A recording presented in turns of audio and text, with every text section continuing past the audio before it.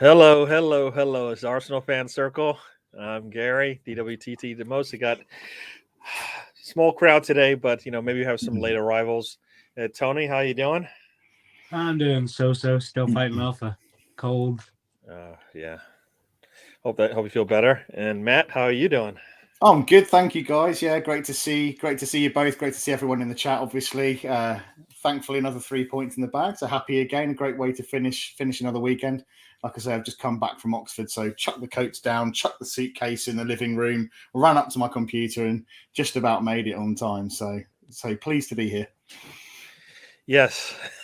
Yes. I want to say hello to. I see you get Russ in there already. Hello, how you doing? You even have Tony. Tony's in A there. Tony guy. Tony's in there. Yeah, he's still on his vacation somewhat. So we'll see. We'll see him back this week though. So no worries. We'll be back to normal again. So let's get into it here. Arsenal 1, Watford 0, and the score just is not indicative of how this match should have gone. I think, as many have said, I think Aubameyang by himself cost us at least 2, maybe even 3 goals. And we had a lot of other opportunities, but not as many as we should have. We'll take the 3 points, and as my title on my, I did a fan cam. It was 3 points. Woo, just happy to get the 3 points. When I guess I will get into it, but when I looked at this, I said, you know what? At the worst, all I want is to get the 3 points. So do whatever you can, get the 3 points. We'll go into the break with the 3 points. We'll even jump into 5th place. Cool. So we got the 3 points and we're 5th. So can't do any worse. Can't do any worse than that, if that's it, or should I say, can't do any better than that. And so we'll take it. All right, Tony. So how do you feel about the match? Yeah, we could have definitely did better than we did. 1-0 versus them really isn't good enough. Still hate hearing that song sung playing these relegation teams. Hate hearing 1-0 to Arsenal. But it's another 3 points. We'll take it. We've been lucky. We'll keep being lucky for right now. 10 games we won now, or not lost anyway. A lot of luck in there, a lot of not impressive enough performances, but at the end of the day, we're getting points, so yay. I think we're on time today, right, Riddy? Absolutely, I think we started on time. So, yeah. And Matt, how did you feel about this match overall? I guess from what you did see. Yeah, I saw, like I say, I saw about 70% of it. I was just saying to the guys before I jumped on, I was in Oxford with my girlfriend. We were doing a historical tour around Oxford Castle. So I had my phone on, earpiece in, trying to watch the game. So I caught 70% of it, maybe a little bit more than that. But no, do you know what? There were positives and negatives. I think we did well physically. I think against teams like that, historically, we've struggled, and we've sometimes been out muscled off the ball. We've maybe lost those games, and I thought we did well today. I thought we dealt with the physical side of the game. They came to disrupt us. We couldn't really string too many passes together at times. They broke up our play quite well. But I thought we dealt with the physicality nicely. That's something I haven't seen from us for quite a long time. But like you say, and I think we'll come on to, we were a little bit wasteful. Aubameyang had a couple of heavy. His feet were like bricks today. Anytime he tried to kind of control the ball, it seemed to bounce off him like a brick wall. And like you say, with the penalty and offsides, etc., he probably cost us a couple of goals today. But do you know what? I'm glad to get the 3 points. Again, it's another win, another 3 points. We're up to 5th in the table. That's what matters. But like you say, little tweaks, need to be a little bit more efficient in front of goal and kind of put away our chances a bit better. But no, I think it's positive from what I saw. So, yeah. Yeah. So once again, I'll just say hi to those in the chat. It's already BX Gunner just joined us. Steve Denham is in the house with us. Russ, of course, is there, and he wants to give me a surprise. I don't want the surprise. I don't want it. Just keep it. Come on, Gary, you might like Tony. Tony's in there. So yeah. So all right. So I guess we're gonna go through it here. First half, I mean, I was looking at the stats because I always, not that stats mean much, but they actually do. We did score. We didn't score in the first half, but once again, we had most of the possession. We had most of the shots. They had no shots on target. We dominated it, but we got nothing for it. A couple of times we got an offsides, got a penalty kick, and then I can't remember how, in the first half off if we missed anything else in the first half, but those are the two crucial points there that we could have got goals from in that first half. But we did dominate, and we didn't have anything to show for it in terms of a goal. I think Aubameyang, his penalty kick days should be numbered or should be over for a little while. Let him take a little break from that because he just doesn't seem comfortable and confident up there. No, Lacazette is the penalty king. Let him take it. Yeah, I mean, even Maitland-Niles probably would have done better because he would have been cool about it, especially if he kicked it. If he was going to take that shot up the middle, he would have been a lot better than Aubameyang. I don't know why Lacazette isn't. He's never missed one for us. Was always making them at Lyon. Makes no sense. He's not the designated penalty taker. Well, I think also, what is it? Once again, he draws the penalty kick, and he's involved in the penalty kick, and there's a little bit of not controversy, but this time he's the one that's knocked out. Like in the last one, he was the one jawing at Martinelli, right? I'm sorry, Martinez, right? So it was like, is his head in it at that point? This one he got cleaned out by Rose, who surprisingly did not get a yellow for that. How that didn't get a yellow, I don't know. I mean, he just got elbow clotheslined. Unbelievable. I mean, Rose had at least 3 fouls in the game, and no yellows for him. But Arsenal, as I looked at the stats, had 6 fouls and 4 yellows. As much as we are, no, we're not. We're not an aggressive team. They are the aggressive team, and they played like it because they got 16 or 19 fouls or whatever the number was. But yet we got just as many yellows as they did. I don't think we were as aggressive in our. I think we were smarter in our aggression. At times we weren't, but I think we went kind of toe to toe at times with them. We certainly didn't let them bully us for sure. We were physical today. Lokonga kind of was up for that. He was getting involved with things. I think we were good. Obviously the centre backs were excellent again with that. Gabriel was no nonsense as usual. We kind of met with them for that, and I think they were probably a little bit surprised because they probably, teams come to Arsenal expecting to run through us, and that wasn't the case today. Yeah, I mean we've done that now, right? This is I think it was Burnley, same thing, right? They're going to play us tough. They're going to try and knock us down, and we're held up. We're held up to them as well, right? They didn't get much on us, so I don't think teams are going to be able to, especially, and that's usually the teams below us on the table, right? They usually come in and just try to beat us up. They might try to, but we get back up really quickly. I just don't understand how how they got the same number of yellows as us. It's just, I understand we fouled them, but I mean, they were, at some point you got to give them a yellow, Their challenge was certainly more, they were more dangerous, I would say. Like I say, we were probably a bit smarter in our aggression, I would imagine, from what I saw. But like I say, some of the challenges that were going in from them were quite reckless. Yeah, I mean, I'm just going through the log here of how the game went, and there was that corner from Gabriel. He puts the head on the ball, really nice header right down to the ground, and the goalkeeper is able to stick a foot out and stop it. So, I mean, those are 3 opportunities, and probably in that first half that on another day they probably go through, and we've got at least a 2-goal lead going into halftime. And we take to control the game from there. What do you guys think about that first half? It's 0-0. It's I'll give you the stats once again. They got 2 shots, none on target. We got 7 shots, 3 on target. We got possession 70%.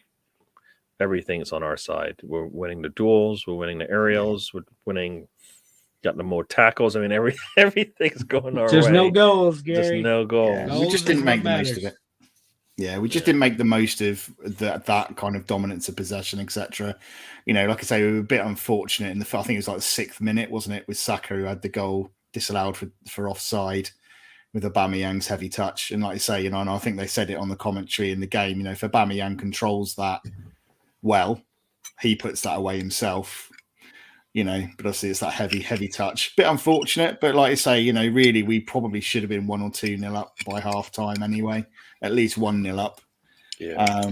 But yeah, just like I say, it's kind of a story of the game, really, wasn't it? That we didn't really kind of take advantage of the dominance we had and the chances that we had, because we had plenty. I mean, we like to say we could have been 3 or 4-0 by the end of the game. Yeah, and that's been our thing, right? We we dominate, and we you don't see anything for it at the end of the day. Sorry, but yeah,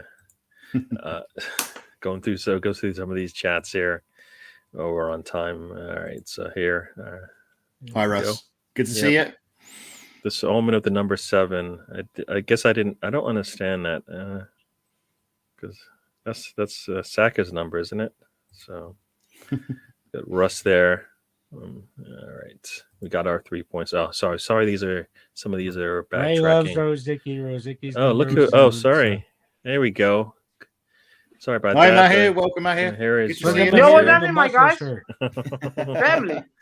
Yes, Here he welcome to the is. show, Mahir. So just going through some of these chats here. So we will we'll get into it here. Auba let us down, old Rosicky. Yeah, Aubameyang had a really poor game. Really poor game.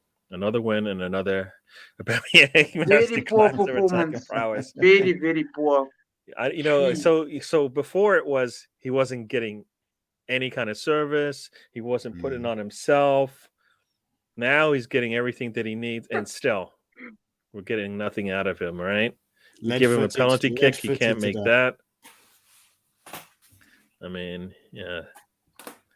We'll go through some of these. Yeah.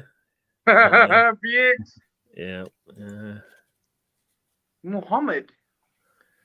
Was I Auba don't- rusty or unlucky? I'm not sure about the unlucky. Well, I mean, the penalty, he was the penalty, not unlucky. You know, it's just a poor penalty. It wasn't placed very well, I don't think.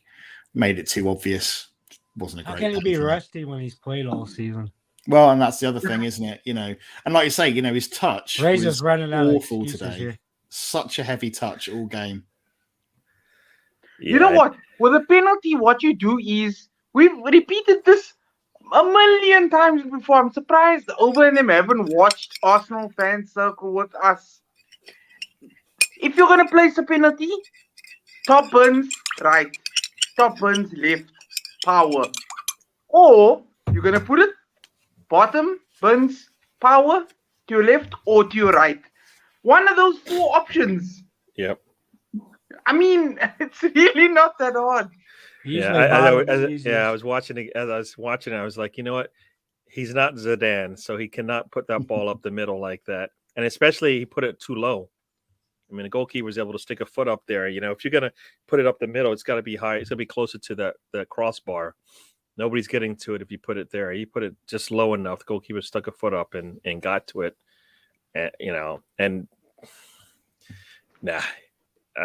I like you said, put your foot through the thing.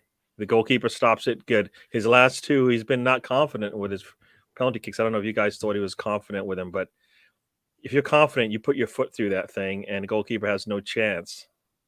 Lacazette for me, and I don't know about everyone else, but for me, Lacazette is the obvious choice for penalties. You know, historically with his record, you just think, just let Lacazette take it. It's the obvious, almost a guaranteed goal, isn't it?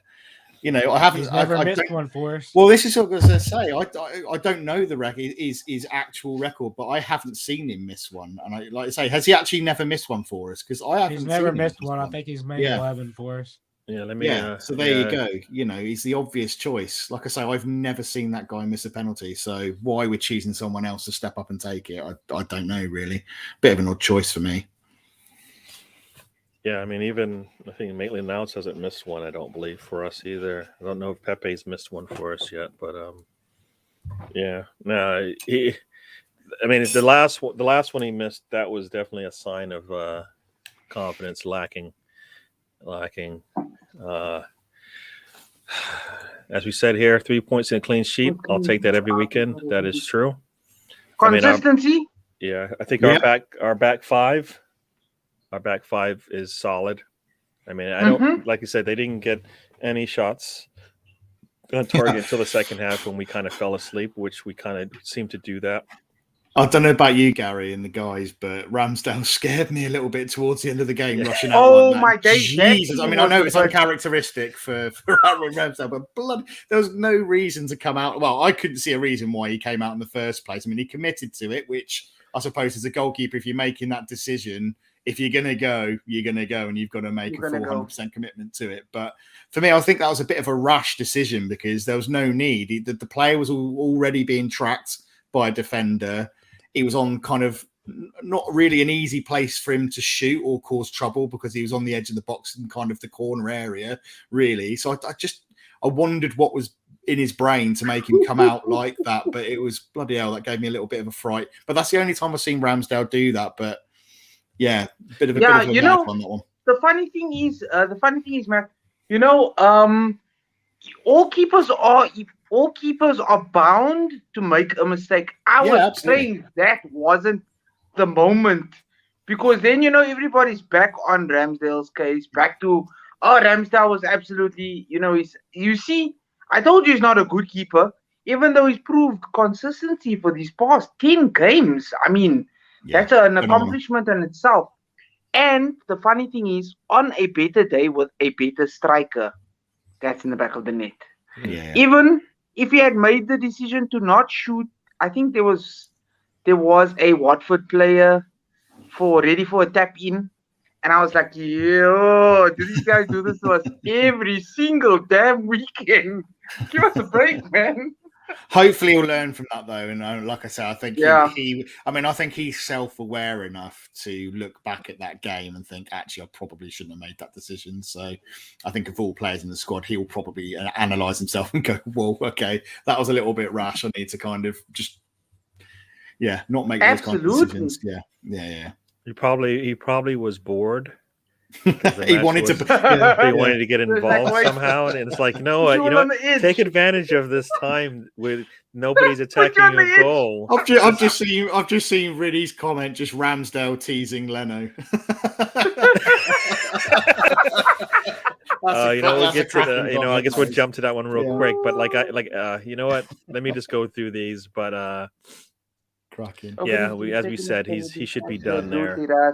My guy. El Neni, he has a job. He comes in. He definitely comes in to close out things. Function. Yeah. He's good for the closing out of the game. He does a really good job there. Yeah, the bouncer by the door. Yeah. Auba looks off, not running on 100. Martinelli needs the starts. Yeah. I mean, that also. What does Martinelli and Pepe need to do to get game time? Yeah. Like, what has to happen? I mean. It's difficult though, right, Mahir? Because like today, when Martinelli did come on, similar to Pepe, they run with the ball, they dribble a lot, but there doesn't seem to be a lot of kind of end product. It seems to be very fancy footwork, making good runs, but it doesn't seem came to be on for 3 minutes. What do you expect to get out of him? I know, but generally speaking, I mean, no, but when he comes on, when he comes on, he's got a lot of energy and he wants to press, and the rest of the team doesn't. So it looks off every time. I mean, I understand. I think Auba's been better at that though recently. Admittedly, historically, he's not been great on that side, but he's worked hard on that, and I think he has been better in fairness. But like I say, I think, when Martinelli comes on, when he does get a bit more time, you tend to see like he's trying and he's making those runs, but a bit like Pepe, it's a lot of fancy footwork, but it doesn't necessarily have that end product. But again, it might just be that he's not getting half an hour, 40 minutes, a good full half or a full game to do that. So it might just be a time thing. Yeah, I mean, I find, at least for Martinelli, I can't really say too much negative about him because he's coming in, and if you're bringing him on, you don't bring him on to defend. You're not bringing him on to hold the ball up and then just sit with it for the while. For me, you're bringing him on to attack. and that's what he brings. Like today, where you had a lot of opportunities and Aubameyang wasn't having a good day, it would have been nice to bring him on a lot sooner, maybe to close out this match, right? Exactly. I mean, or even, like in Saka's case, I'm just afraid that Arteta is going to burn this guy out. I've said multiple times. I apologize. 1,000 apologies. But I do not want the whole place to get burnt out. Saka looks like he's getting run. He's like getting run down very, very, very quickly. Not in the game, but energy levels wise, and playing game in, game out, and expecting. What do we expect from Saka? Only the top, only the best of the best. And I don't think it's realistic to keep expecting that of. Yeah, absolutely could have gotten concussed. Yeah. Yeah, that was a bad one. That one. Yeah. Yeah. I didn't understand how that wasn't. Still, I don't understand how that wasn't a yellow. I mean, especially when the yellows that we got, they were cynical fouls. Maybe I'm going to hold on to a guy who's beat me, but that one, even if and it's not even. I think some people are saying that, or could say that he didn't know he was there. But you can't take somebody out in the box. It's just it's the only thing in front of him. So I don't know what he was looking at if he didn't see him, because it's literally the only thing in front of him. And I mean, Lacazette's not exactly small, so I think he needs his eyes testing if he didn't see him. Yeah. Foster, what do you mean? I don't know what that's in relation to. Oh, on the penalty kick for sure. Yeah. That's standard practice. If you take, you dive out and you realize they're going to go behind you, you stick your leg up. And yeah, I mean, even if you placed in one spot, like say for instance they're going left or right, and you're placed in one spot, even which way you dive, if you stretch out your legs and you stretch out your arms in the opposite direction, you could possibly get a save like that as well. A game changing save. Yeah, we believe. Yeah. Can I ask you guys a question? I'd love to ask the panel a question, and I'd love to ask the Arsenal fan circle family a question. Is Auba's time done at Arsenal? Close to, I think. I mean, Man City they need a striker. Yeah. Right? If we could get a suitable replacement in January, which January is generally not the window to do it, but if you could find a suitable replacement that everybody was excited about and could fill his boots, then yeah, I'd say so. I'd say for it all day long. Because Matt, we've been linked to Vlahovic, no? Yes, I did see that. Yeah. But is that for January or is that for next summer? No, I think it's January. Because wasn't he seen as a Lacazette replacement though? Well, it depends. Well, I mean, Lacazette apparently is not going to sign on a new contract, so he's leaving. And then, would you sell Auba then, and then maybe get Martinelli, and like I'm saying, like a Dusan Vlahovic, or I would have loved somebody like even a Lautaro Martinez, because I have a feeling somehow he's going to be like an Alexis type player. Yeah, man, it's very tough choices to be made in January. What's going to go down? Yeah, it's going to be interesting what business, if any, we do, what decisions are made around players like Lacazette. I think, like I say, Russ in the chat has just said Lacazette off to Barca, apparently, potentially. I mean, that idea and notion of Lacazette going, it's kind of a case of when, not if, isn't it? So whether that happens in January or the summer, who knows? But it'd be interesting. Like I say, there'll be interesting business to be done potentially in January. Yeah. Sorry, we're a little behind on these things, so let me try to catch up here. That's interesting. That Auba, I suppose. So he just watched him miss 2 in a row, and he still feels. See, this is the problem. He's given confidence to Aubameyang that, you know what, no matter what, I still got confidence in you. What about the other players? What about Martinelli? What about especially Pepe? But that's what I'm saying. You know what? He's regular sub is in the game. Odegaard coming on for Lacazette. That's become his thing now. Well, Like- I can see. I don't mind that. I just think A lot Aubameyang because that's needed to come basically out been playing the too number 10 today. so it doesn't. Well, do you know what? The Assembled's made a good point because he said, Matt, when Martinelli has to prove a point because he knows he isn't going to break into the first team, he's being demotivated. I mean, yeah, you could see. I mean, I think it would probably demotivate me, with how some of the forward line have played, when he should be getting opportunities and more minutes. And like you say, actually, I suppose for the time he has had 3 or 4 minutes in a game, he's looked fairly bright. So he should be getting more minutes and more time and more action. So, yeah, I probably would be a little bit demotivated. And it wouldn't surprise me if he's feeling a little bit, what have I got to do? Or what has someone else not got to do for me to get into that first team and get more minutes? Yeah, no, I really don't know. That makes no sense, right? What's going on there? Yeah. It's a big call for Yeah. Arteta. Yeah, man. What do you guys think about he's made Maitland that call, Niles in the hasn't he, apparently? midfield? I will get into. wow. I thought he did Do you think he great did today. good? Like, what did he do? Because I didn't see it. No, I mean, he commanded the midfield nicely. Like, you weren't saying we miss Partey so much. Like, oh my God, we missed Partey. You could see but he did a decent job. I mean, he was good. Which is what I was saying to Gary before we jumped on. There wasn't anything in the game where you would pick out and go, "Oh, that was amazing." He did incredible there. But for Partey to, such a big player for us, like Partey, to not be involved in that game, for him to not be getting a lot of minutes and a lot of playing time, to come in to try and maintain and control our midfield in a game that's going to be quite physical, quite difficult. He did that really well. He stood up to the test. I think, he kind of pressed and harried players quite nicely. I think in that first 6 minutes, he was involved in the lead up to that disallowed goal.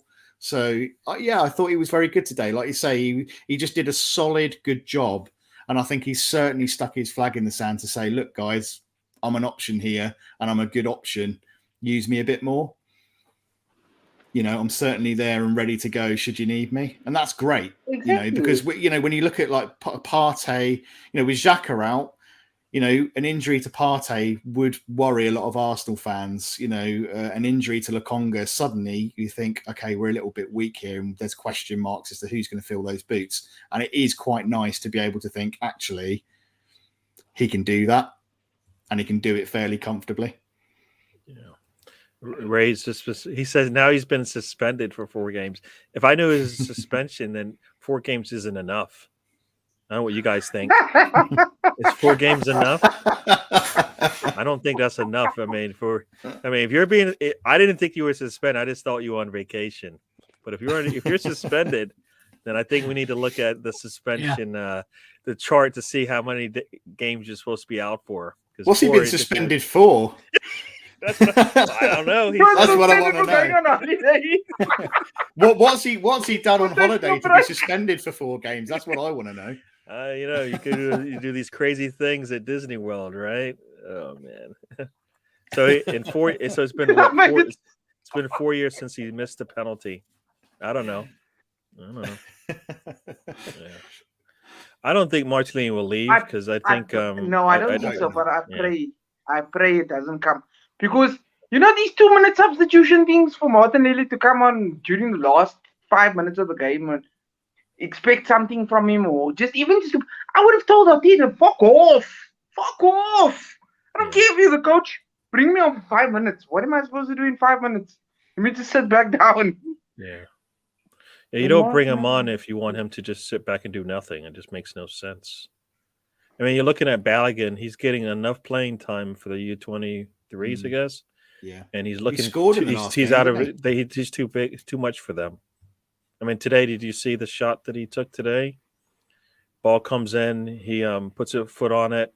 I think he taps it up, and then swings around and shoots it to the far corner. Goalkeeper has no chance. I mean, it was a really nice shot. You should check it out if you have not. But Balogun looked really good. But he needs to be playing with, older, better players so that he can be ready to play in the Premier League. So he's kind of in that U23. transition phase where he's kind of too good for 23s, but just not quite ready. Yeah, just like No, but needs phase. he's playing with children now, basically, Yeah. and he's dominating them, which is what you expect to see. But he's not ready for the Premier League yet. But you know what? A different manager probably would have him in these games because Aubameyang isn't doing it for us. Would you Right? say loan move, or would you say keep him and play I him was more gonna minutes? ask. You know, do you loan him or do you give him more minutes? For me, I would loan him. I would have loaned him already. I would have loaned him last season. Right? I would have signed him, loaned him. Right? When we were supposed to, when we had hung on to him for the whole season. No. Sign him, put him on loan, get him some playing time. Martinelli, if you're not gonna play him, he should be on loan. Right? Well, it's a bit like the Saliba situation, isn't it? You got a young kid, very promising, you know, for all the stick he's got, but he's probably done the right thing in the end. Stuck him away on loan at a good club for a couple of seasons, gets him ready prepared. Hopefully next season he comes back and he'll probably be getting a load of game time. You know, if we did that with Balogun now or last season, potentially, you know, you could be looking at him being ready to kind of, you know, potentially fill some boots, you know, next season or the season after. So, but it's whether he's aging, because I know when Balogun, I think over this summer, I think his agent kicked off, or he kicked off, didn't he? Saying he was pretty much demanding minutes, and if he didn't, he was off. So yeah, so assembled here. Aubameyang's time was over when he signed his contract. Martinelli has been the victim of that decision. I said it from day one. It shouldn't be that, even if it shouldn't be that way, but it is. And you know, this is the Arteta once again has maybe 11 or 12 players that are considered what I think he considers part of his like first team. Everybody else is just afterthought, right? Like there's more players on that bench that we know are never going to get into games, not in any crucial time. And if Arteta knows anything from sitting on Pep's bench, it's nice to have 11 players that you can lean on your bench, right? They can fill in a whole new 11 and they don't lose anything. Arteta right now has like 12 players, I think, that he's comfortable with, and everybody else is not as much. Maybe a Erdegaard, but like Pepe and Martinelli, no. Defensively, who do we have? You know, Tavares and Sambi, right? So really and Yeah, truly, but I mean, gotta give these youngsters time, and you've got to give them a little bit of a shot as well. I mean, geez. Yeah, but It's pointless Arteta doesn't running want all to of give our them the young time or players. the faith in those players. That's why we're stuck with 12 or 13 players that he plays. you know, no team can. You can't build a team a team with European football on 13, 14 players. I think what will be interesting in that regard is I think next summer. I think what business we do next summer to bolster, and I think, like I say, if our goal this year is to kind of focus on the league, get us into a position where we're kind of top 6, top 4, if you know we're doing incredibly well and manage to keep up the pace of what we're doing at the moment, you know, if we get into that position, it will be very interesting to see how the club commits to bringing in another set of players to put the sprinkling and the icing on the team that we've got at the moment, add a bit of experience, you know, bolster certain parts of the team, you know, replace maybe aging players or players that we need to get rid of, like Aubameyang, Lacazette, those situations. And like Ray said, you know, I think he mentioned, you know, the restructuring of our forward line is probably the last bit of work the squad needs. You know, there's an argument for that, I think, you know, when you look at, say, Auba and Laka, who are probably going to be off within the next year. You know, that's going to be something else to look at. Great talent up there, though. That's yeah, the you thing. do, yeah. If But not Pepe experienced and talent. Martinelli But not and experienced talent. And Erdegaard weren't sitting there on the bench, then you would go, okay, we really are struggling to find some talent, you know, to intermingle with the starting front four, right? But you've got 3 players that can fit in there really easily. and yet we don't see them getting into the matches, especially matches that they need. Like you see them play in the cup games, but they're not playing with the starters, so they're pretty much stranded out there sometimes, and they can never get into the matches. But in a game like today, where there's a lot of struggling going on, at least for me at the top end of this thing, it'd be nice to say, all right, you know what, you're having a bad day. It's okay. We'll pull you out. Okay. We'll bring somebody else in. We'll give them 20, 30 minutes maybe to see if they can see this thing out. All right. I mean, that's where you want to be with your team, right? At some point, you're going to have to lean on your bench. You cannot just lean on your starting 11 for the whole time. I mean, this is another game where you probably could have pulled somebody in pretty early if you wanted to. For me, anyways. Yeah, but he still waits No, to no, the it's 80th minute to make 2 of his 3 substitutions again. He just There we go. Thing is, he's like, we've I'm got gonna live or yeah. die by these 11 players. Thing is, we've got a lot of kind of wide players, creative players. We've got players who can kind of play in that number 10 role who are creative. We don't have, and I agree with John Smith, who's mentioned about Laka leaving in January being a mistake. I think unless you've got someone like him who can hold the ball up and offer something different, I think it would be a mistake to let him go. I love Lacazette and what he offers us. I think he's very effective at what he does. Like Gary's mentioned a lot of times, he's not a full 90 minutes player. He offers us maybe 60, 70 minutes a game, which I think we need to better on. But unless you've got someone coming in who can fill his boots and better and for longer, then we should keep him. But we don't have, yes, we've got a lot of wide players, creative players, but we don't have someone who can, or experienced players of real quality and experience that can challenge Aubameyang or challenge Lacazette. And we need that. That's the icing on the cake up front for us, because we don't have an out-and-out clinical, experienced Premier League or European, experienced player that can come in and fill those boots and bag 25 goals a season for us, guaranteed. That we just don't have that. So I think Ray's right in that respect. I think, that's something that probably is the final piece of the jigsaw in that area of the pitch.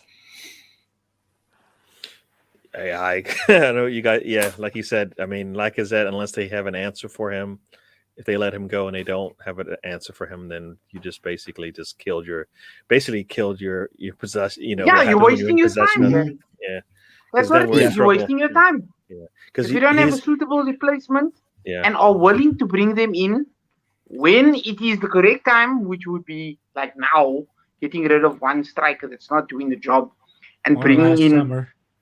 Last summer, exactly. There's like 2-3 young strikers. White, we should have been spending that money on a striker.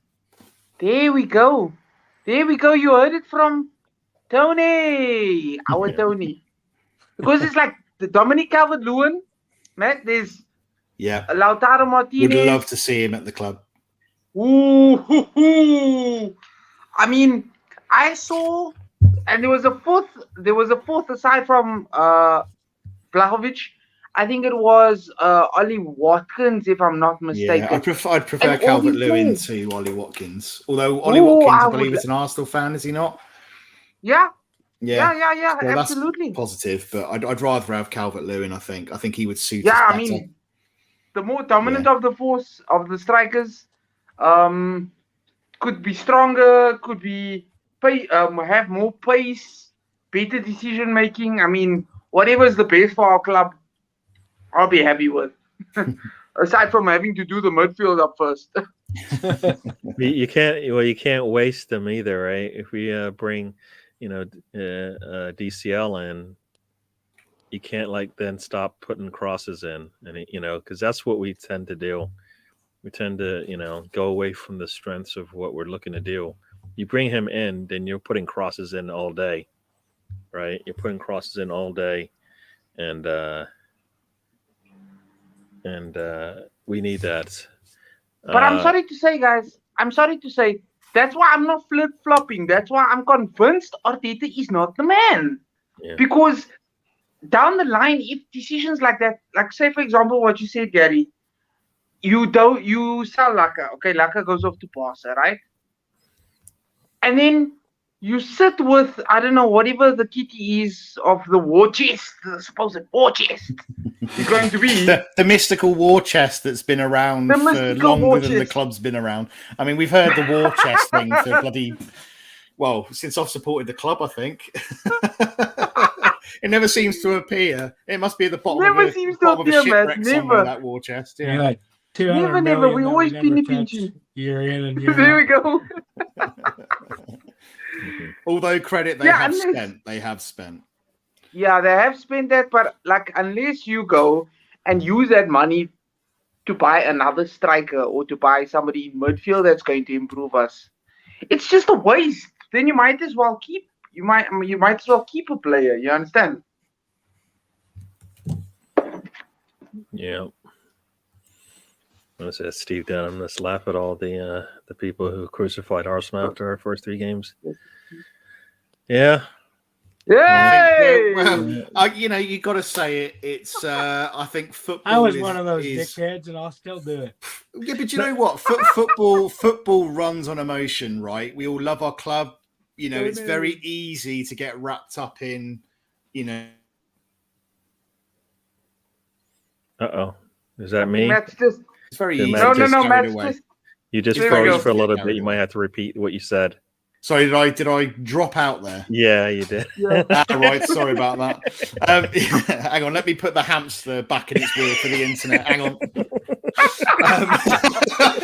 The hamster stopped running for a moment there. Yeah, I was just saying it's so easy. It's so easy to get wrapped up in it. I think, we've all had doubts whether it's the first 3 games or the end of last season, whatever. There's been pressure on Arteta. We've all had our moans and groans.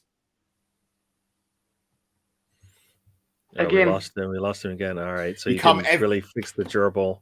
No, the gerbil. No, I was just saying everyone comes into a new season with high hopes, and do you know what? With the first, I know she's doing something, but it's the first. It's going in and out. Matt's Running girlfriend backwards. wants to confirm what's for dinner after the show. We might have lost him for a little bit. We'll see if he comes back. But Yeah.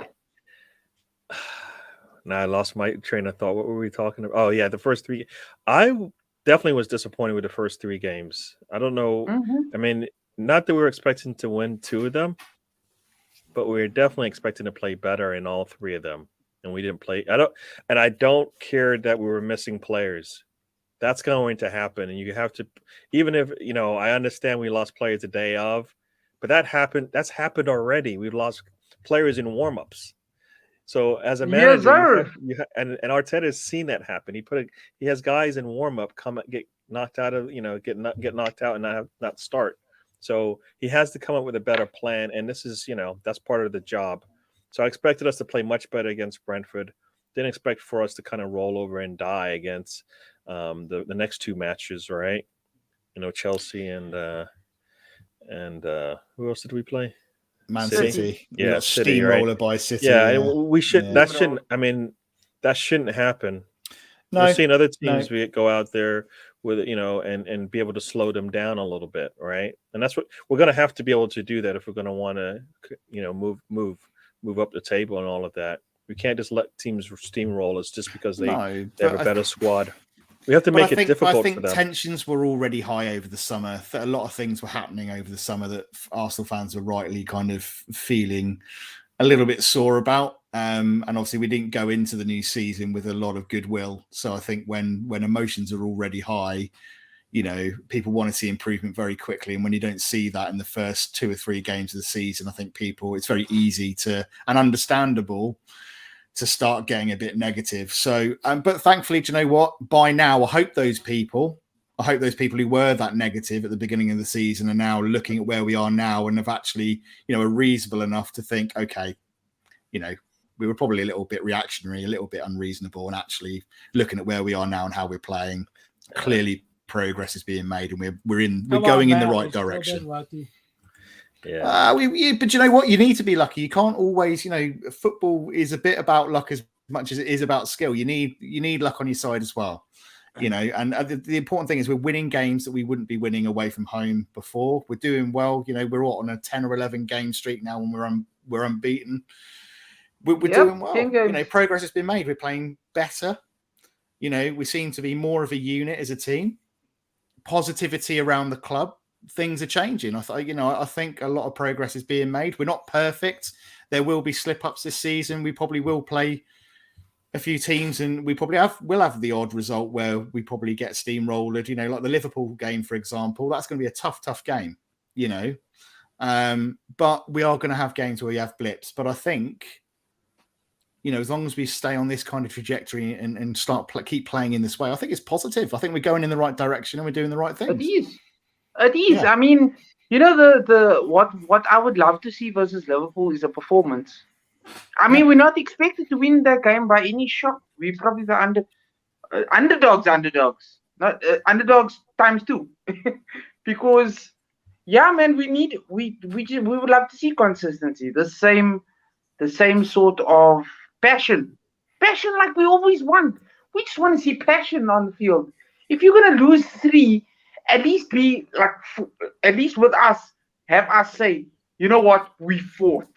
We hit the bar. The keeper made an unbelievable double save and another double save, but we fought with absolutely everything we've got.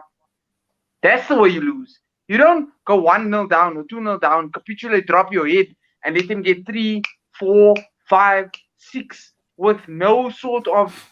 Especially playing counter-attacking football like Arteta likes to do. There we go, counter-attacks. Well, you know, and Arteta loves that. I'm here. Well, no, I'm here. So you know, if you watch what West Ham did today, right? They basically held on for the first 30, 40 minutes of this match. If you looked, and you know, gave Liverpool all their possession they could handle, and then they started putting an attack in themselves, and they couldn't hold on. They couldn't keep up, right? They kept attacking and attacking. Liverpool broke down or up 3-1 at one point, you know. I mean, that's what you have to be able to do. You have to absorb what they can do, but you also, at some point, you need to attack too, right? I mean, you need to score as well. It's not just rolling over and kind of, you know, and taking it over and over again. At some point, you need to impose your will on the match. That's what we don't do sometimes. Like, we need to do that. Like today, we get that first goal, we need to finish it off. And if you can't finish it off with the players on the pitch, you got to go to your bench. I mean, I was listening to the commentary, and they're saying Arteta is screaming for his players to press up the field. So he's telling them to do it. They're not doing it, and he won't put subs in that will get the job done. No, but that's Where's just the being sense in that? stubborn. That's just being stubborn. Matt, Tony, you guys will agree with me if I say if you see something's not working, you change it up. Invent something, new idea, refresh your page there a few times. double click, and keep refreshing.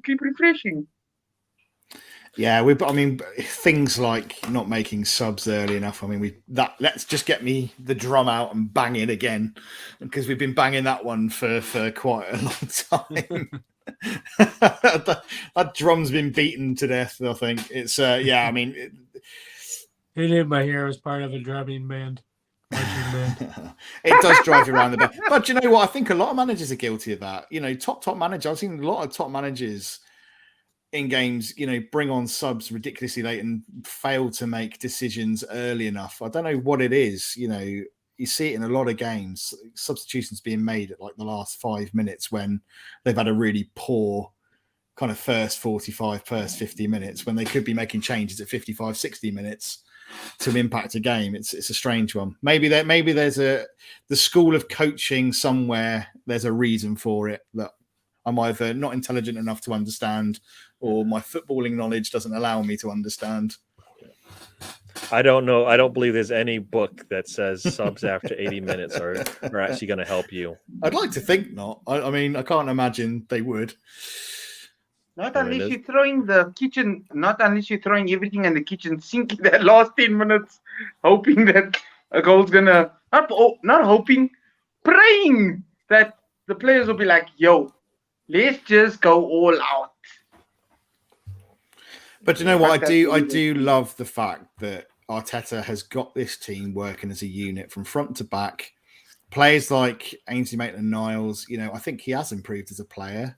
I think today's performance, like I say, like Gary says, whilst it wasn't spectacular, it was efficient. It was solid. And I think it was a much more mature performance from him than I've seen previously. And we seem to be clicking as a unit much better. I think individual players are actually working together much better as a unit, both defense and in attack and in transition. And do you know what? Today, yes, okay, we a little bit wasteful, didn't maybe finish all of the chances that we maybe should have, but we were physical.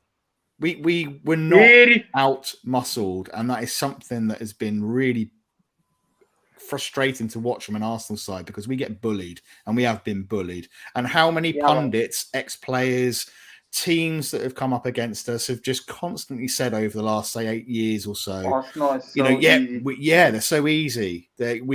Full of small, weak players, very technically skilled, but we can go there and we can push them around and dominate them. And I think that is starting to change, and I like that. I like to see that. That's something that's going to stand us in good stead. Matt, I don't want us to be Jelly Baby FC. No, like the other Jelly like Baby other FC. Jelly Baby FC. Like, fam. No. Stick Get away with all your flavors. I don't. Cracking. Oh man. Yeah. So you know what? Just before I don't think any of us watched the interview with Josh about, I don't know when that interview happened, if it was months ago or not, but yeah, I mean, this is the one quote that I did see, is that they just basically, we just got full control. We're not selling, which I don't think any of us are surprised by that. So I didn't listen to most of it, because I really probably don't want to listen to it. I don't know if you guys do. He's probably not going to say anything in there that I'm going to be too happy about. If not, to be honest, it didn't say a lot that you didn't really already know. I mean, he talked about areas you needed to address on the pitch, buying a lot of young players. Like I said, there was that comment that, KSC really truly controlled and owned the club since 2018, which is probably question marks over, or maybe not sure about that. But yeah, there was a lot said, but not a lot said, if that makes sense from my point of view. Yeah. There was nothing in there that was anything of real particular interest or surprise. I think these guys tend to be very good at saying a lot without actually saying a lot. Yeah, just a waste of. I mean, it was probably just to tie in with their whole board meeting thing. Especially with our public relations team, you'll never hear too much. Public waffling team, because all of them waffle. I mean, even some of the things, to be honest with you, that Arteta says post-game and pre-game, ridiculous. Yeah, it's just like, yo, rather just say nothing, fam. Rather just tell us the truth about what's actually happening. We'd be happy to hear that, not all this other waffling. They asked him some questions before this game, before the Watford game. They were saying things like, what was it? Something about Lacazette going to Barcelona and how that's going to affect La Liga. And I was like, what are you talking about? What does that have to do with us and the Watford game? Yeah. Ray suspended, John, if you're still around. He said he got a 4-game suspension, but we don't know what for yet. I don't know what for, and if he was suspended, it would be at least 10 games. So, I heard it involved Minnie Mouse. Mini what? Minnie Mouse. Oh, okay. Say no more, Tony. That's doesn't sound good, does it? Nah. Not at Disney. So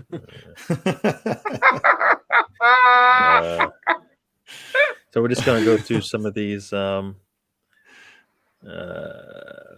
Oh my days, Stephen! The biggest mouths. Yeah. The biggest mouths. Yeah. 20, 20, 21 and 21. Ollie's at the wheel. What are you guys saying now? Please phone us in. Would you like to join us live? I don't know if that's possible right now. I mean, you bring Ronaldo in there, and then you don't take advantage of it. I mean, you saw him. You saw him in the match, right? I mean, he just needs a little bit of space and time. He'll get a shot off, right? And he's not. So I don't know. That's just Gary. You know what that is? That's bringing in a player, a world-class player, but the team. There's no team chemistry. as per se. Yeah. And aside from that, wasting other players, like I was saying to a United supporter this afternoon, actually, that okay, we'll give you Rob Holding, we'll give you Xhaka, we'll give you Al Neni, give us Van de Beek, give us Van de Beek. Taib. Yeah. No, I mean, we can get a result from Liverpool, but we have to be disciplined. I don't know if we're at that point yet. And discipline is basically, for me, midfield. Yeah, That's the key, because defensively we're pretty solid. It's the midfield. If we can boss the midfield and be strong in that central midfield partnership, I think we've got a good chance. It just depends who we've got fit and how we actually get on the day. Like I think we've got the players to go and put in a good performance against those types of teams, against anyone. We can get a result. So I'm not. Again, it's going to be tough. I think we've got the players to go and get a result against Liverpool. I think, let's face it, I think a lot of Arsenal fans, if we're reasonable, aren't going to cry into our chips if we don't get the 3 points, as long as we put in a great performance and we really show the fight and heart and desire, and we don't give away stupid goals. I mean, if Liverpool go and score 3 absolute worldies, fair enough. Yep. If we're getting overrun in midfield, we're making stupid mistakes, we concede silly goals, we take our foot off the pedal and we look lethargic, then you can start being a little bit negative. But hopefully that won't happen. I don't think it will. But it'll be an interesting test after the run we've been on recently and the number of games we've had where we've been picking up points. That game for me is a really good test of where we are at the moment after that many games. Yeah, that's going to be a really interesting one. A real interesting one. Yeah. I mean, I would feel confident going into the Liverpool match if we could do some of the things that we need to do in these past matches when we've taken the lead, like finishing off teams, right? We haven't been able to do that, and so for me, it's like when the pressure's on, we kind of just roll over. We're up 1-0. We need to put more pressure on them. Nope, we basically fall back for some reason. Like it's almost like they do it scripted. You can just tell when it's going to happen. Take the lead, and then we're gonna sit back and take on more pressure. For what reason, I don't get. You do that against any team, they're going to punish you, especially a Liverpool, right? Especially Man City. Yeah, you can't do that. At some point, you need to, I mean, when we went on that run, I guess it was a couple of seasons ago, and we beat City and Liverpool in the same week. We didn't do that sitting back. We pressed them up top, both of them up top, and we were able to get some cheap goals out of it. That's what you're going to have to do. I mean, their weakness in some cases is the back line. I mean, outside of Van Dijk, Virgil. You can probably get at some of these teams. But you got to be strategic when you do that. That's just I don't know what you guys think about that, but that's kind of my thought there. It's only you're not going to beat them by stopping Sané and Salah. Just not. That's just it's hard to do that for an entire match unless you put some pressure on their back line. You got to go out and go for it, haven't you? You got to take the game to teams like that. If you sit back and let them come at you, I mean, they've got such quality that, they're going to break through at some point. We can't just sit back and just soak up pressure for 90 minutes against the Liverpool. It's just not going to happen. You have to take the game to them, and try and be on the front foot rather than on the back foot. And I think that kind of mirrors, I can't remember who said it in the chats now, but I think someone mirrored that. As well. I think it might have been either the Assembled or Riddy mentioned it. But I agree with that. Be on the front foot. Yeah. Be on the front foot. Be relentless. Yeah. That's our problem sometimes too much, Matt. We're not relentless enough. And we don't put away our opportunities as well, because against the top teams like Liverpool we play next, you're only maybe going to get 1 or 2 opportunities, like real opportunities. And if you don't take them, it could spell big trouble. Well, no, I mean, you can get more. You saw West Ham today get multiple times where once they got a quick interception in midfield, they just attacked. No matter how many people even if they were outnumbered, they attacked, right? and that's how they were able to get some shots on goal and got the first goal of the match, right? I mean, that Fornal's goal is basically them pressing and, once they got the ball, just attacking, not waiting for them to set up, not passing the ball backwards. No, pushing the ball forward and, attacking hot. You can see their defenders are like well outside the box. They're like just midway between the box and the midline there. That's how fast their attack was, and just the only way you're going to be able to beat them. I mean, the goalkeeper's making stops at the top of his box, right? I mean, you pull any goalkeeper out that far to come out and stop the ball, then you're doing a good thing, right? Of course. Yeah, Of course, I mean, it isn't like it was 2 seasons Yeah. ago. They will concede. I mean, any team should expect that everything isn't going to go follow, but just too much Arsenal. I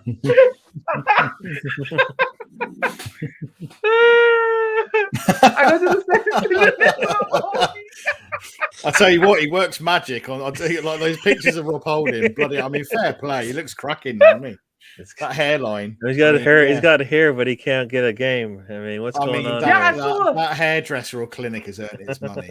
I mean, fair play. I saw a music video this afternoon where one of the rappers that was featured actually looks like Rob Holding. So I was like, huh? Is Rob Holding? Oh, that's where he is now. He's dropping bars. Yeah, definitely the assembled late subs in the last 15 minutes were used to run the clock down. But I don't agree with that at all. If that's what he I don't agree with it as a tactic, but I agree that it is used for that. Yeah. We don't. If that's the case, then we're not taking enough time off the clock when we do that.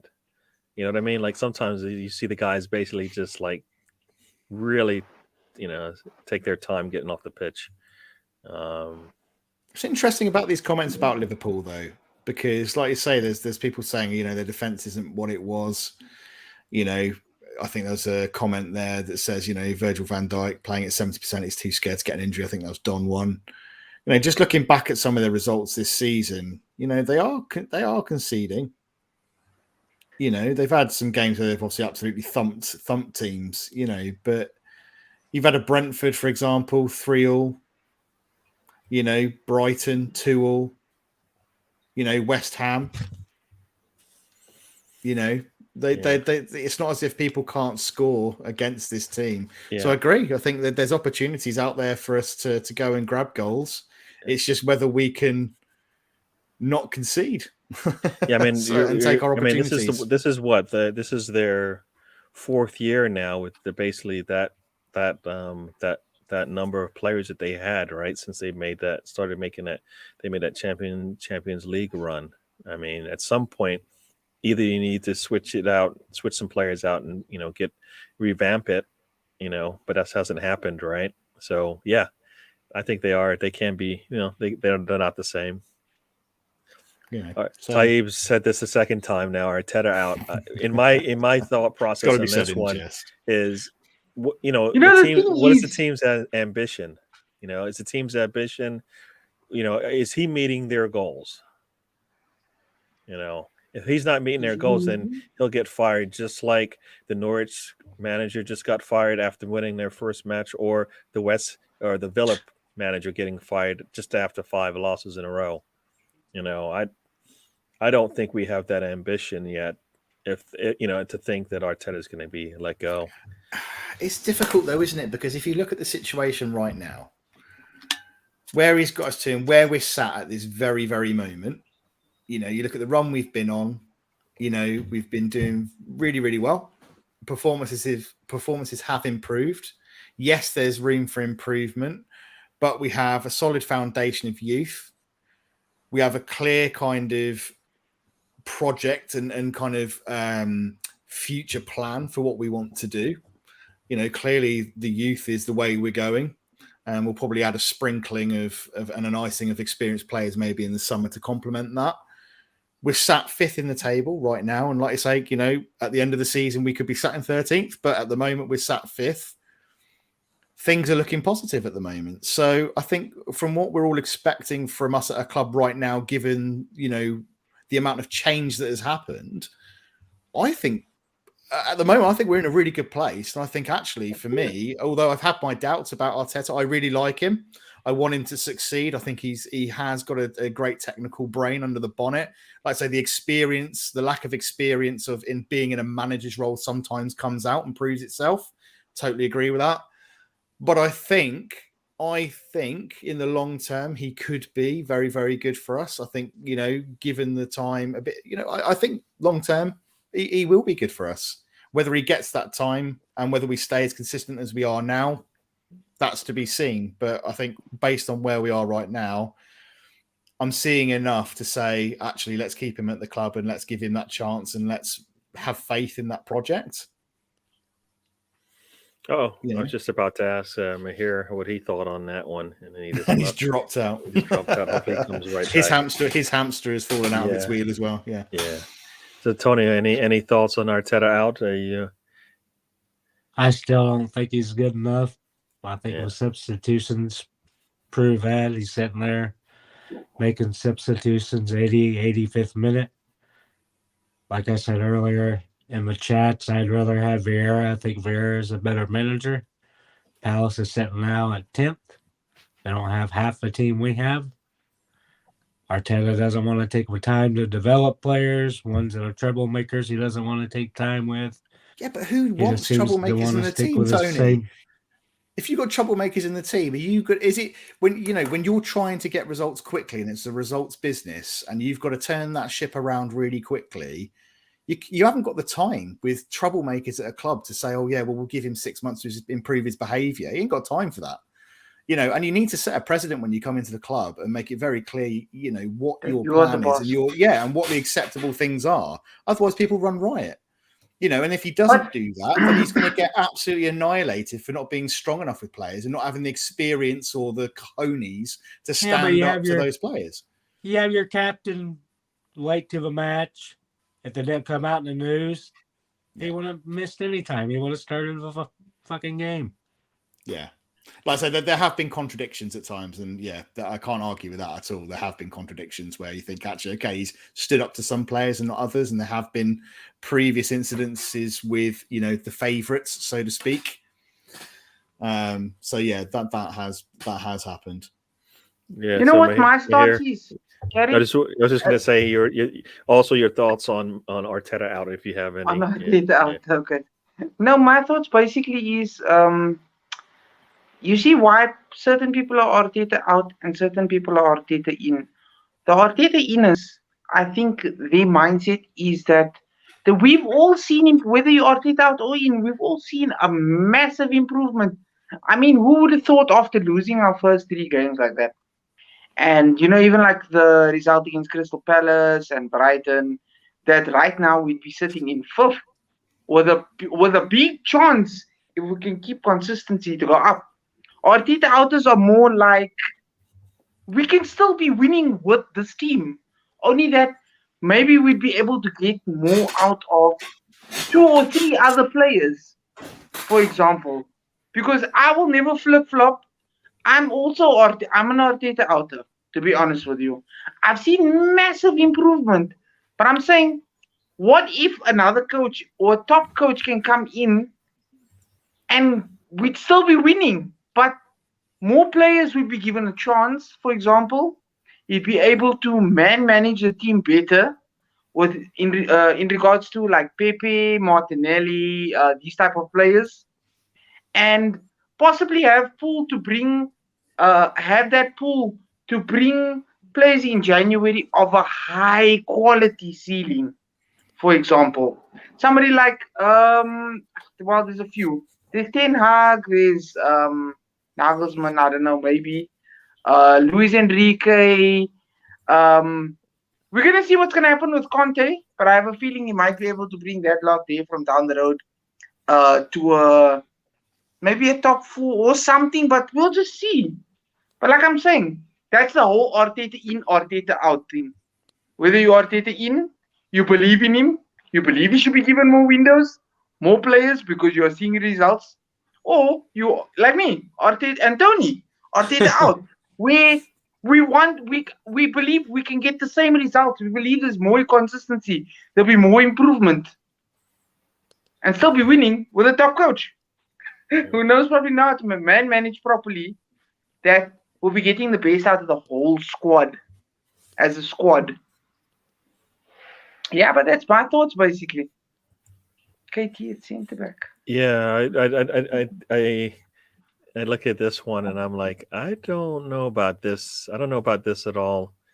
I don't think for me, Let's not put Kieran Saliba Tierney on could be sold for any reason at this point. No. I think The that whole would be reason really. why we went out and got Nuno Tavares was to be an excellent backup, and now he's proven to be a little bit better than a backup. You know, he's definitely pushing for that place. And I think it was Ray actually in the comments that was saying, you know, is he going to have to fight for his place back? I think he is. You know, he's. I mean, Kieran Tierney, let's not make any mistakes here. No bones about it. He's a fantastic left back, and he has been brilliant. Yes, he's had a bit of a dip in form recently. Yes, okay, fine, but he is a fantastic left back. We've seen him play out of his skin for us. You know, he was our Ramsdale before Ramsdale turned up. Let's face it, he was the player that everyone was banging the drum about. He's been excellent since he came in. Everyone wanted him as captain. You know, that was all going on. So. He's had a dip. Players have a dip. He'll be back, and he'll be fantastic when he comes back. But Tavares has been excellent since he's come in. I like that with Nuno. He's very, very mobile, but he carries the ball well. Tierney does it very well, but he tends to stick to the outside lane quite a lot. He doesn't tend to cut in much. Tavares has that ability to cut back inside. He just, you know, obviously, I mean, again, Kieran Tierney, very pacey. They're quite similar players. They offer us quite similar things, but Tavares, I think, tends to come inside and cause problems that way a little bit more. It's great. We've got two excellent left backs now, and that's what we wanted. We don't want to see Xhaka being put down at left back in a game, right? So it's brilliant that we've got those two types of players. It's fantastic to have the confidence now that both at left back and right back, we can just be fairly comfortable. Yeah, you know, that's a great thing. Yeah, like you said, he goes inside and he creates some danger, right? I mean, he came inside and I think he got that yellow card on Kuko, whatever his name, however you say it, Chuko, I think is how you say his name. Yeah, and he brought the ball inside, right? So, and I think that might have been the yellow that got him sent off. I can't remember if that was the case, but yeah, I mean, yeah, like you said, he doesn't just stay outside; he will come in, and that's what we need. I mean, today this is the one play from. That stood out for me with Maitland-Niles. He gets past the defender, has basically a line to the goal, and then just stops and goes back. And I'm like, you made a really good, first touch to get the space that you need to attack off the touch line, off the goal line there, and you just stopped. No, keep going. I don't know what the thinking was there. Is that okay? I won't make it to the line. That's fine, but if you attack it. You pass it back to somebody coming through the box, guess what? You get a shot on goal maybe. But he doesn't, and that's where, like you said, he was solid, but for me, not in an attacking sense. And Sambi showed some of that, but not enough for me today. And if that was Partey, you probably would see a lot more of that, right? Because that's what he's going to do. I think we're a bit clumsy in places, weren't we? I think I saw, again, like I say, I saw about 75% of the game. And from what I saw of Lokonga, I thought he was very good, but I think he was a little bit clumsy at times. I think he went clatter. I mean, again, it's fight, it's passion, great. But I think he was a little bit clumsy at times and probably could have got carded and had trouble there. But yeah, we're seeing a bit more fight about the team, which I'm not going to be negative about. But yeah, we were a bit clumsy at times. Yeah, I mean, like I said, I wanted a little bit more. I'm always going to ask for more, especially in the games where we're supposed to be. This is a game where we're supposed to be able to dominate, right? The possession of the game and the attacking and all that. Like, if we're not doing that in the games where we're supposed to, how we're supposed to do that against Liverpool? We're not, right? We're just not that type of team right now. When we are dominating the teams below us on the table, then we go into a match like Liverpool and we can look like a West Ham, right? But they're giving you opportunities to attack and you don't, right? Liverpool's not going to give you opportunities, and when they do come, they're going to be few and far between. And if you don't take them, you're losing out on maybe getting the goal or the opportunity to score. And you can't do that. You have to take what they give you when they give it to you, and you got to go 100%. Yeah, we can't be as wasteful as we have been, and we do have to take our chances much, much more than we have been. That's for sure. Teams like this will just go all out to disrupt us, try and break our play up, try and make it difficult for us to string passes together. They desperately needed the points today, or at least try and get a draw out of us by kind of trying to bully us, which obviously didn't work, this afternoon. So that's positive. But it'll be a different game, obviously, against the likes of Liverpool and more kind of expressive teams that don't have to rely on physicality to break up our play. But when we get our chances, we just have to put those away. If you get a penalty, you've got to at least, you've really, really got to take that opportunity. You can't be having weak penalties or poorly placed penalties. You've got to really make that keeper work or make it very difficult for them. And although it was a good save, he made a good save, but it wasn't a very difficult one, I don't think. I think all he had to do was kind of guess the right way and kind of just dive, because it wasn't really pinpoint bottom corner or top corner. So, we have to be better at taking our chances for sure. Yeah. I mean, I think I said it early, like it was Erdogan, I think it was taking a shot, or Emile Smith Rowe, I can't remember. I always get those two confused during the game. Took a shot and the goalkeeper just caught it. I'm like, really? You didn't catch it properly. You didn't put your foot through the ball, like he caught it. He just caught it. I mean, didn't bounce out of his hand. Like, you got to put. I like to say sting the goalkeeper's hands when you're taking a shot. You got to make him work. You got to make him work. If you're gonna have a pop at goal, you got to make the goalkeeper move. You got to make it hard for him, make it difficult. We shouldn't be sticking shots on goal. The keeper's just got to stand there and just stick his hands out in front of him and just catch it. You got to make the goalkeeper work. But with Odegaard, I thought he was bright today. I thought he was a bit better, a bit more industrious. A couple of great balls. I think he placed a quality ball, crossfield ball across to Varez, I think, second half. Which I was trying to find out if I can watch. So you can see that the ladies are up 3-0 against excellent. West Ham. Yeah, I mean, they are, and they don't even have some of their starters in. So this is where they are. They can sit their best, one of the best strikers in the world, and still get something out of a match.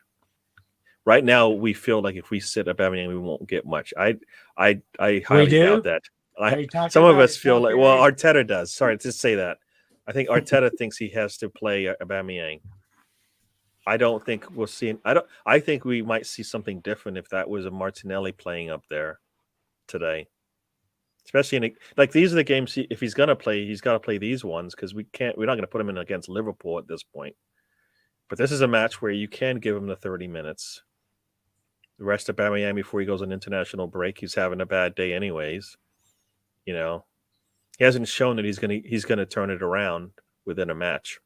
Well, we've even had the discussions, haven't we? I think about Pepe playing up top. Getting that kind of opportunity to see what he can do. I can see personally that working. You don't agree, Mayo? I think I don't know. No. You don't. I agree with you. Oh, you agree with that? I agree with you. Sorry, we were banging on about this. We said, I think two pods ago, we were saying, why not attempt that? Why not put Pepe up front with an Aubameyang or Laka or somebody? Play him a little bit. How would you say? Deeper towards the side. I don't know how to explain this. Play him a little bit behind the actual striker. Or if you want, play him right up front and play an Aubameyang slightly dropped back. Yeah. And like I'm saying, refresh your ideas. In life, I love reverting back to life stories because it helps other people. But like referring to life, if something isn't working, think of new ideas. If you get stuck in the same position, maybe you lost your job or whatever the case may be, try and figure out something that you can do that's going to generate you money in the meanwhile while you look for another job.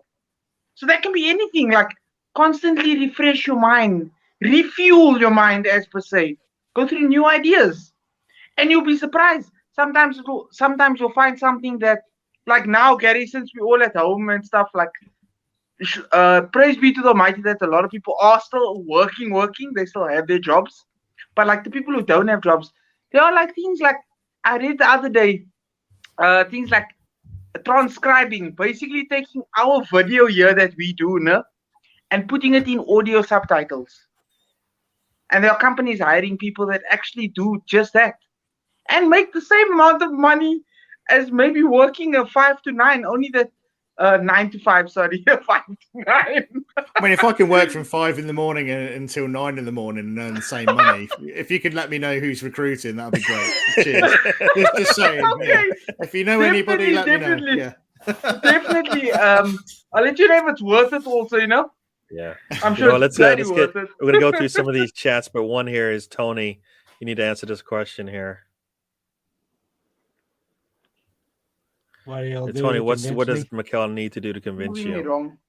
Keep proving me wrong. Keep winning. The list is about a mile long, so Give me like the top 3 points.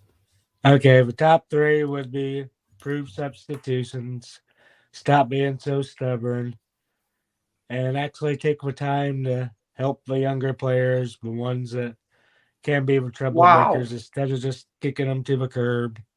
That's 3. That's beautiful 3. I've got 1. Me here, you got like 30.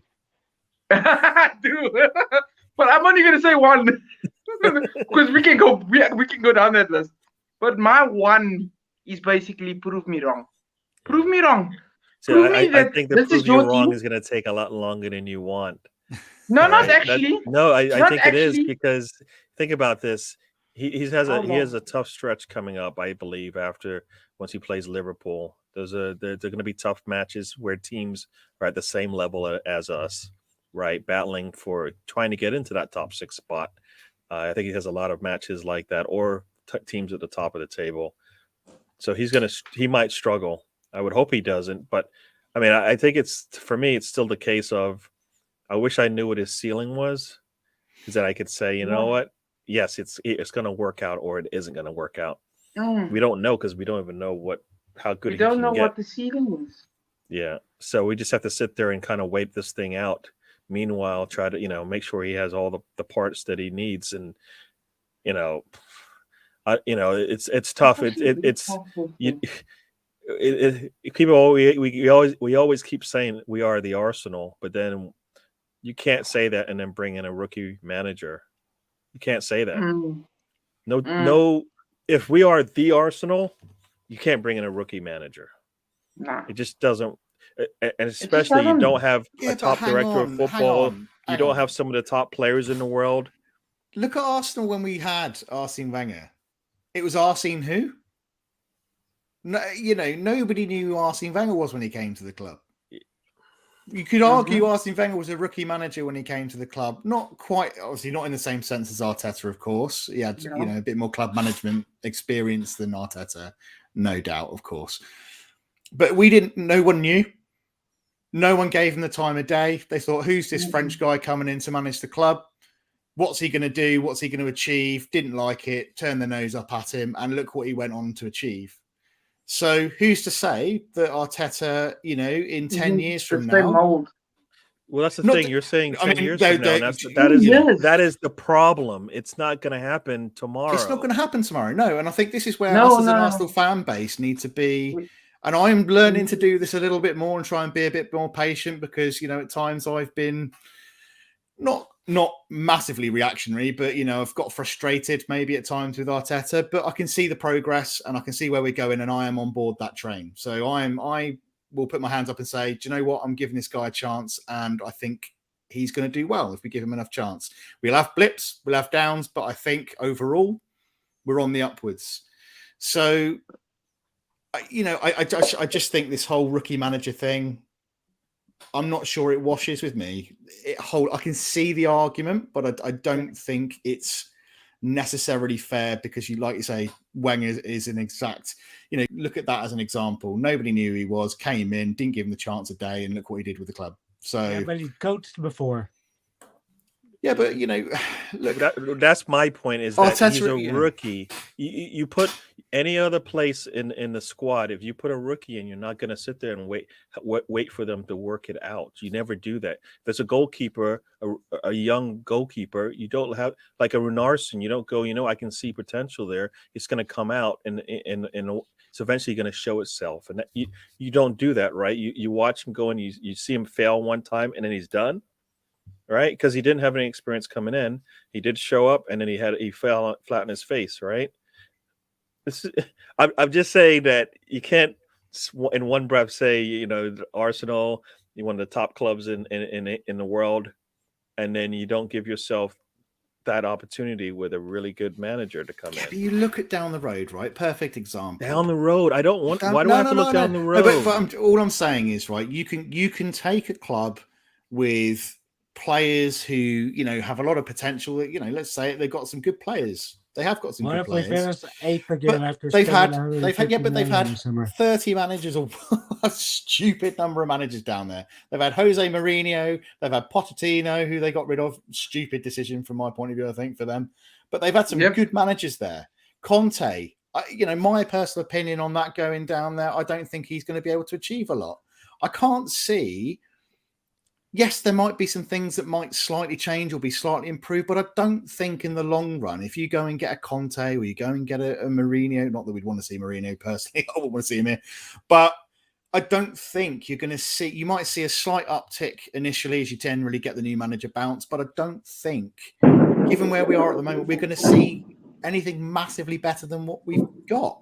I don't. I really don't. But that's my opinion, and people might call me out on it and think I'm nuts, But I just can't see what we would get. This huge benefit, apparently, of going and getting someone like that. And I don't think. And a lot of these types of managers want a massive budget. They want to be able to go and splurge 300 million on players. They want to dictate everything. That isn't going to happen at Arsenal Football Club. That isn't going to happen. So, and I don't want a checkbook manager. And again, other people might differ to me on that. They may want someone just to go in with a checkbook, write the checkbook that they want, and go and buy all the players that they want and just succeed on that. That's not me. For me, that's not management. That's just being able to go and sign a checkbook and go and that's championship manager. That's football manager. That's not being a good football manager. That's just going out and buying whatever players you want and getting success off the basis of having heaps of money in the bank. Arteta is doing this the hard way. He's okay, fine. He's been given money this season, but he's not been given an open checkbook. He's having to develop. When we talk about youth, our whole squad is youth. We're saying he's not developing young players. Well, all of these players are under 23. That's his whole basis of this project. He is developing youth. There's argument that he's not developing.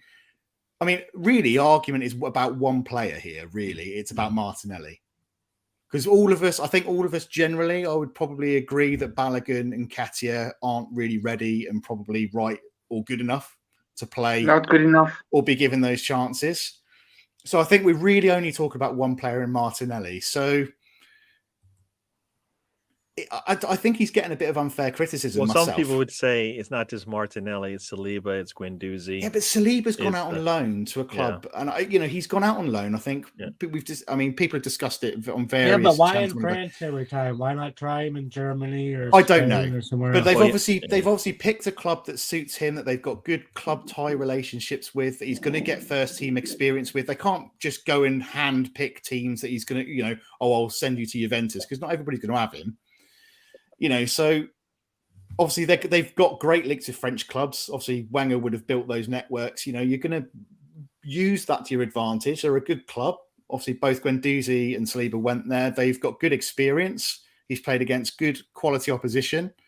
They've sent him over there for a couple of seasons to get great experience, come back. It's given Gabriel and White a really good opportunity to build up a good pairing at the back and get us solid to start with. And then he's going to come in next season, having a great couple of seasons at the club, confidence high, improved as a player, got great experience at a good level, and he's going to come and effectively add to that. So I don't see any negativity in that, to be honest. I don't. I think that's probably the right decision for him. And I don't think anyone looking at our defensive back line now, given how well Gabriel and White are playing together, are we really missing out on the fact that he's not with us? No, give the guy a chance. Let him go and improve for a couple of seasons on loan elsewhere, and then we've got him to come in next season. Don't see the problem with it. No, I mean, yes, it's working out, but did you need to go out and spend that money on White? Yeah, because look at our backups. We got Mari. Holding. I mean, Holding. Don't get me wrong. I like Rob Holding, and he can sit in and do a job. But we need. Yeah, but how did Holding and Mari both get 4-year extensions? I totally agree. But at the time, Holding and Mari actually they were being hailed as a great partnership at the time when we had them, like towards kind of that middle of last season. They were actually doing quite well as a centre back partnership. They've kind of fallen apart and now it doesn't work. But at the time, they were doing quite well. Obviously, now, retrospectively, I think all of us would think, probably wouldn't give them 4-year deals now. But yeah, I don't think it was a waste of money to buy White at all. We, again, in every position, if we are going to seriously compete as a big club, and we are obviously a huge club, if we want to be competing with the likes of Chelsea, Liverpool, all of those kind of those top 2 or 3 clubs in the Premier League and across Europe, we have to have squad depth. We can't have just 2 good quality centre-backs. So, yeah, it was absolutely right, because otherwise we've got, we'll have Saliba, we'll have Gabriel, but then if they get injured, who have we got to step in? We've got Mari or Holding. Are they going to be good enough in a Champions League quarter-final or in group stages? Are they going to help us out against hugely, great teams, with great squad depth? No, we need the likes of Saliba and those quality of players to give us that squad depth, because we're not going to be able to compete otherwise. We'll never be top 2, top 3 team until we have that squad depth. Because you look at City, look at Chelsea, look at Liverpool, look at what they've got on the bench. Right across their teams, we can't compete and seriously compete, especially in multiple competitions, until we have that. So yeah, we should be spending money on good quality first team players and pushing for competition in every place. We should have two options in every place. I'm with you. I'm with you somewhat, I guess. I just like to. I want to play devil's advocate, because I know there's other thoughts out there, and I know, I think we can do things a little differently, but we're doing it this way, so we'll have to go with it.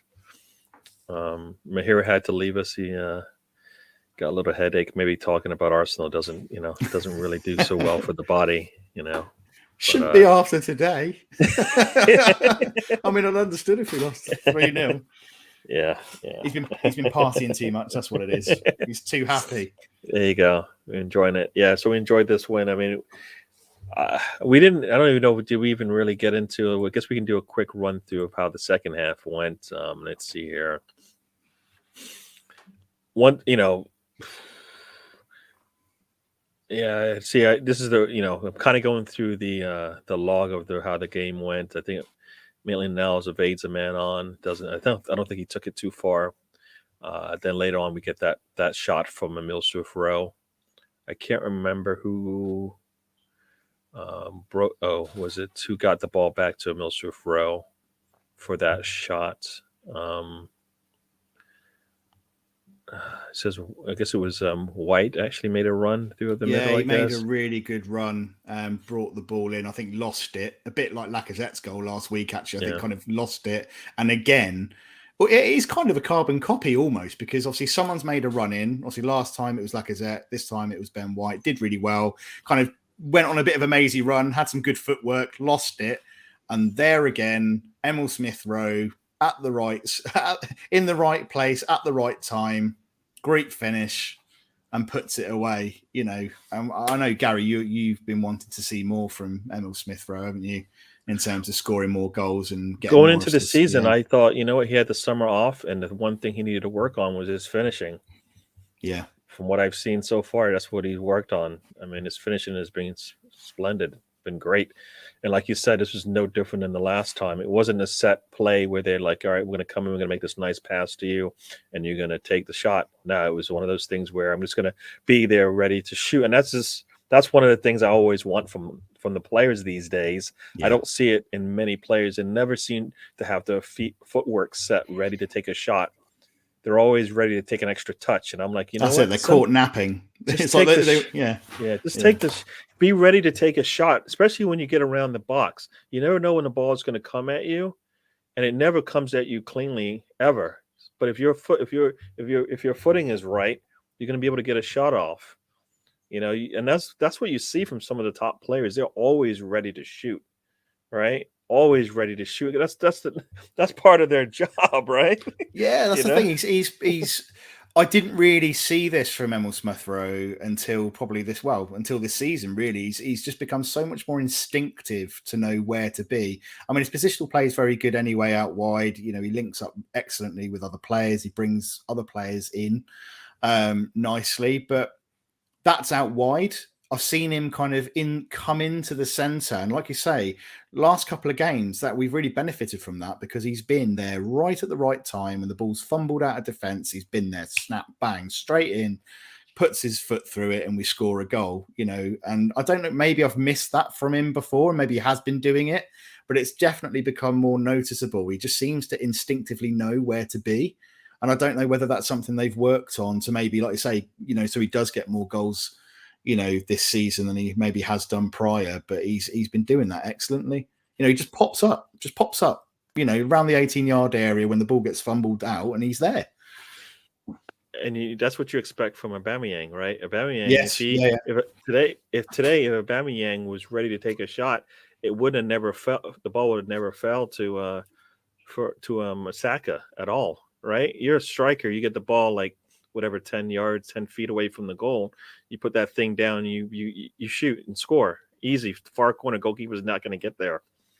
Nope, he's not ready. The ball, he fumbles the ball, it rolls off to Saka, who puts the ball in like he's supposed to, but nope, it's offsides. And yeah, that's the thing. So for me, you should be ready to shoot at at any time. You're around the box, you should be ready to shoot. If you're not, you're in you got the wrong sport. Well, that's like you say, that's the difference between a top quality player who's constantly alert, constantly moving, looking to move into the right spaces, make the right runs, knows when to hold back, knows when to make that run and time his run.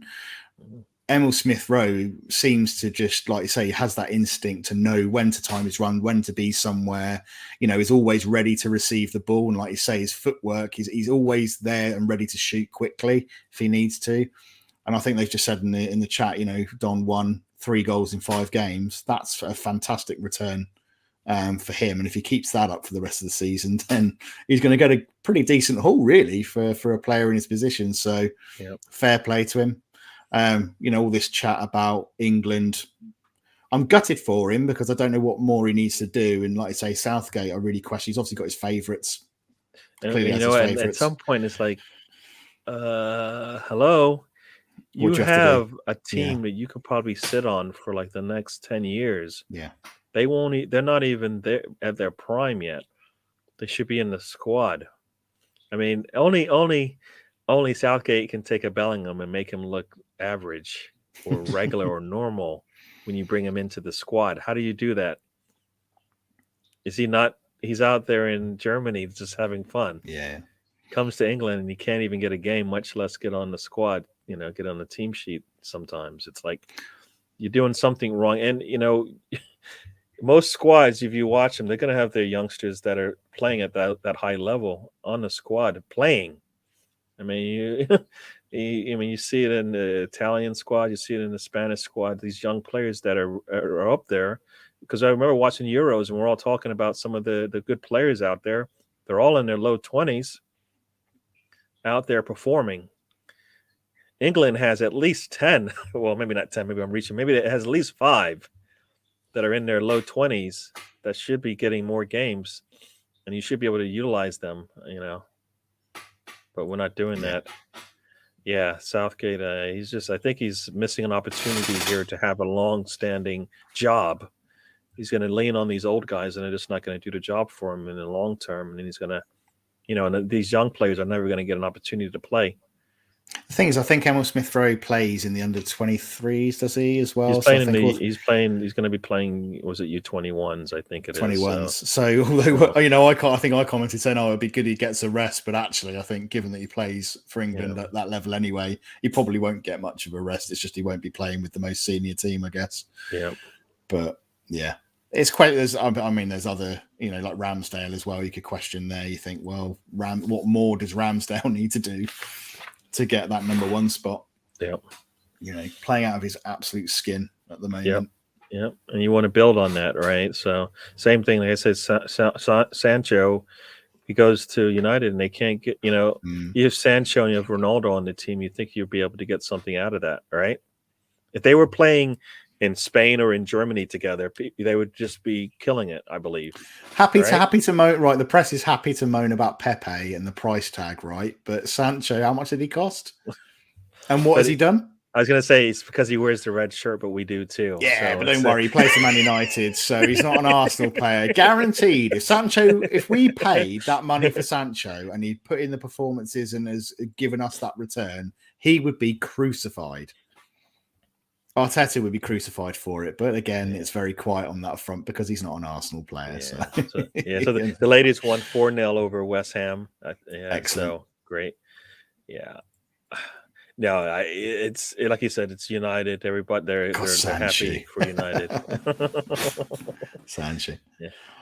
That's a fair comment from Russ, to be fair. I mean, like I say, we all knock him and he has his faults. Can he manage it? We look at Arteta, but it's the same thing, isn't it? But he shows you why.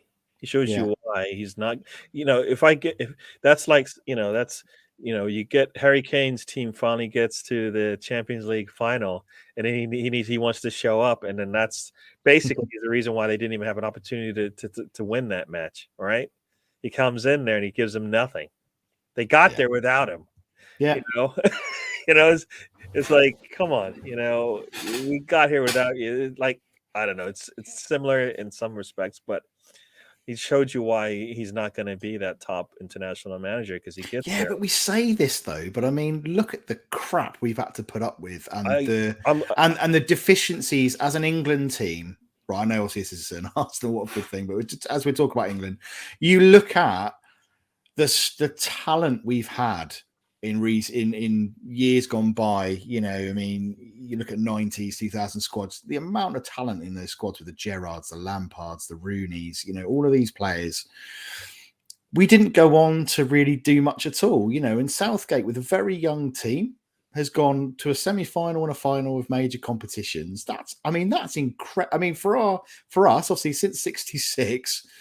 For him to achieve that in that period of time with a very young squad is incredible. I mean, like I say, got a lot of talent again, but we've had talent before and other managers, numerous managers, foreign managers who are, big dogs. You've had Fabio Capello, you've had Sven-Göran Eriksson, all of these kind of, managers have come in, supposedly we're going to do really well. And then suddenly we don't achieve anything. I think Southgate's done a good job, but there we are. I guess I guess for me it's yes, he's done a good job, but you want to see a trophy for it. I mean, yes, it's nice to get it's good to get into those positions. They don't come around too often, and when they do, you need to throw everything you can at it. And I don't think he did. I don't think he did. I don't think he did. I mean, going into that final, a team that just finished playing an extra 90 minutes or something like that. You figure you should be able to run all over them at that point. And England did that for probably the first 20, 30 minutes of that match, and then basically kept their opponent in the match for the rest of the match. And when they made their subs, made them maybe a little bit too late, when able to put them away and put that goal in to get the win. I mean, that's what Gary, yeah. It's too traumatic. No, but I'm just saying. You see, that's the thing. But he got you there, and then he basically just let you down, right? You expect, that's just me. I could be wrong, but I kind of feel like, like I said, this is you cannot have this much talent in the England squad and not do better. Well, do you know what? It just means that we get these players. Our Arsenal players don't get to. Well, it's kind of silly, though, right? You want to be the best in the world, right? Premier League's the best in the world. You've got some of the best in the world players playing in the Premier League, and they go international and they can't get it done, right? And you have the quality to do that. I mean, for me, I can see like you put your young, because the young players are all on the attacking side, and the older players are back on the defensive side, which would work out really well. But you just don't play enough of those youth up front for me, right? Because you're leaning on some of these older players. Like for me, yes, Sterling did really well, but for every good shot pass he makes, he makes some poor ones, and I just I'd like to see some of the youth get an opportunity to do that as well, and they don't. I mean, unless they're not worth the money that teams paid for them, I just don't see that. I think they are worth that money for a reason, and they are playing well too.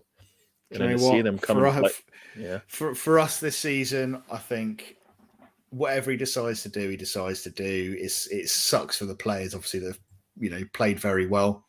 Like Emile Smith Rowe and Ramsdale. It sucks for them personally, but do you know what? If that means that we get to keep a squad fresh for important games, like you said earlier, quite rightly, we've got some pretty tough games coming up potentially where we could trip up and lose points. If we've got those players available, injury-free, and there's no risk to them playing international football, I'm all for it. Because I want to go and, we've got United, obviously we've got Liverpool, United, Everton, Southampton, West Ham. I want them fit for that. The internationals for me in this international break. Okay, yeah, definitely whatever. For that, I'm just thinking. I'm talking about when they actually have to play for a trophy. I want to, I feel like you can't. This is you can't have this much talent available to you and not take advantage of it when it comes, because you never know when it's going to come again. Part of probably why it didn't work before was probably was also the coaching, but maybe you didn't have that good of a quality of players as well. You have a lot of young talent that's up and coming, and not on the defensive side, but definitely on the attacking side, and you should be able to take advantage of that when it comes. Yeah, so. Stan meets us. We're going through our England portion of the show, talking about the England squad. Just seen his comment about Odegaard and his goal being chalked off. Yeah. Yeah. Auba again, wasn't it? I think. Didn't he get ahead and get a foot on it? Yeah, he as somebody said in the chats when I was watching it, because Aubameyang doesn't get his goal, so nobody else gets to their goal. Yeah. Yeah. I mean, he knew he was offsides. There's no way he didn't know he was offsides. There's no way. I mean, there's no way. He's standing right next to the goalkeeper, basically. He's standing looking right at the goalkeeper. There's no way he doesn't know he's offsides. It's just frustrating, isn't it? When he puts his foot in there. It's just frustrating, isn't it? Because he's missed a penalty. He obviously had led for foot when we obviously had the first goal disallowed with Saka, because obviously if he'd had a better touch, he probably put that away himself and would have had a goal. So we could have had 2 goals there. And then obviously that disallowed goal, obviously we could have had a third. Odegaard could have had one had he not just left it. So it's just a frustration, isn't it? I just don't think he had a particularly brilliant game.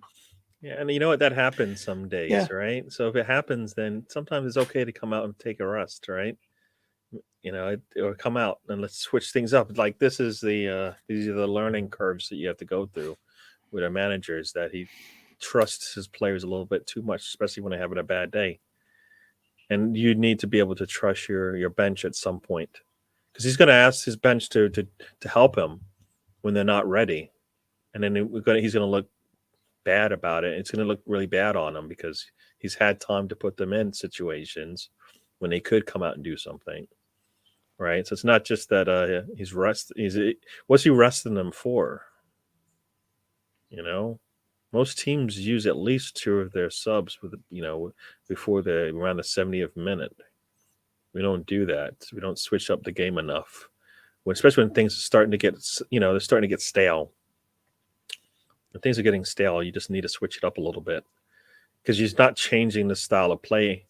He wants it to continue to be the same. The players don't seem to want to do that, which, I don't know. Yeah. Yeah, see. So Tony's gonna have to go in a little bit. So you know what we're gonna do? And let's see here. It's time for. Let me find the banner here. Tony Don Juan. Yes, the Tony Don Juan man of the match. Don't know if you have one. Matt. Do you know what? Like I say, who would I give man of the match to in this game? Kind of tough with lots of 7s and 8s. Yeah, I thought there were, like I say, no one for me really stood out as being incredible in that game. There were no, wow, performances. But we talk about Ainsley Maitland-Niles. For me, probably would get it for me just because it was a very tidy, efficient, good performance. He doesn't get a lot of minutes. I think it's challenging for someone like him to come into a game like that and be able to control a midfield, especially when they're big shoes to fill for Partey. I think he did that very, very well. Like I said, I think it was a bit more of a mature performance from him than we've maybe seen before. So yeah, I'll give full credit to him. Like I said, I think for me, he probably gets it my end, I think. All right. And for me, like I said, I guess I wasn't as impressed with Maitland-Niles, even though, like you said, he was clean, at least. Didn't do at least things that to me that I guess showed up in the box in the stat sheet in terms of assists or goals or anything like that. Or he made the pass before the pass for the shot. So he did, like you said, he did keep the midfield nice and clean. Personally, I kind of feel like I'm not going to give it. I can't give it to the defense. I could give it to the defense if I felt, because they didn't do much. They didn't really attack us much You there. to the whole defense. Yeah, no, but I guess I'm going to give it to Emile Smith Rowe. I think once again he's had another clean, really nice game. He put pressure, brought the ball up, got the shot like you said, out of nothing. Right, it wasn't really a planned attack and nice passing that led to the shot, but he took advantage of a loose ball, which we haven't been doing that lately. We don't do that much. We're doing a lot more now, but as the games have come on, we've been doing that a lot more. We've been in positions to put the ball away. He's done a really good job at that. That's fair, Gary, to be fair, because I thought he worked hard today. Actually, he was very industrious and got stuck in, didn't he? Yeah, no, it's a fair shout. Yeah. So I think for me, Emile Smith Rowe. All right, so Tony, who do you got? For me, it's kind of 3-horse race here. Smith Rowe, White in the back, and Amin in the middle. For me, it's Niles by just the nose out there.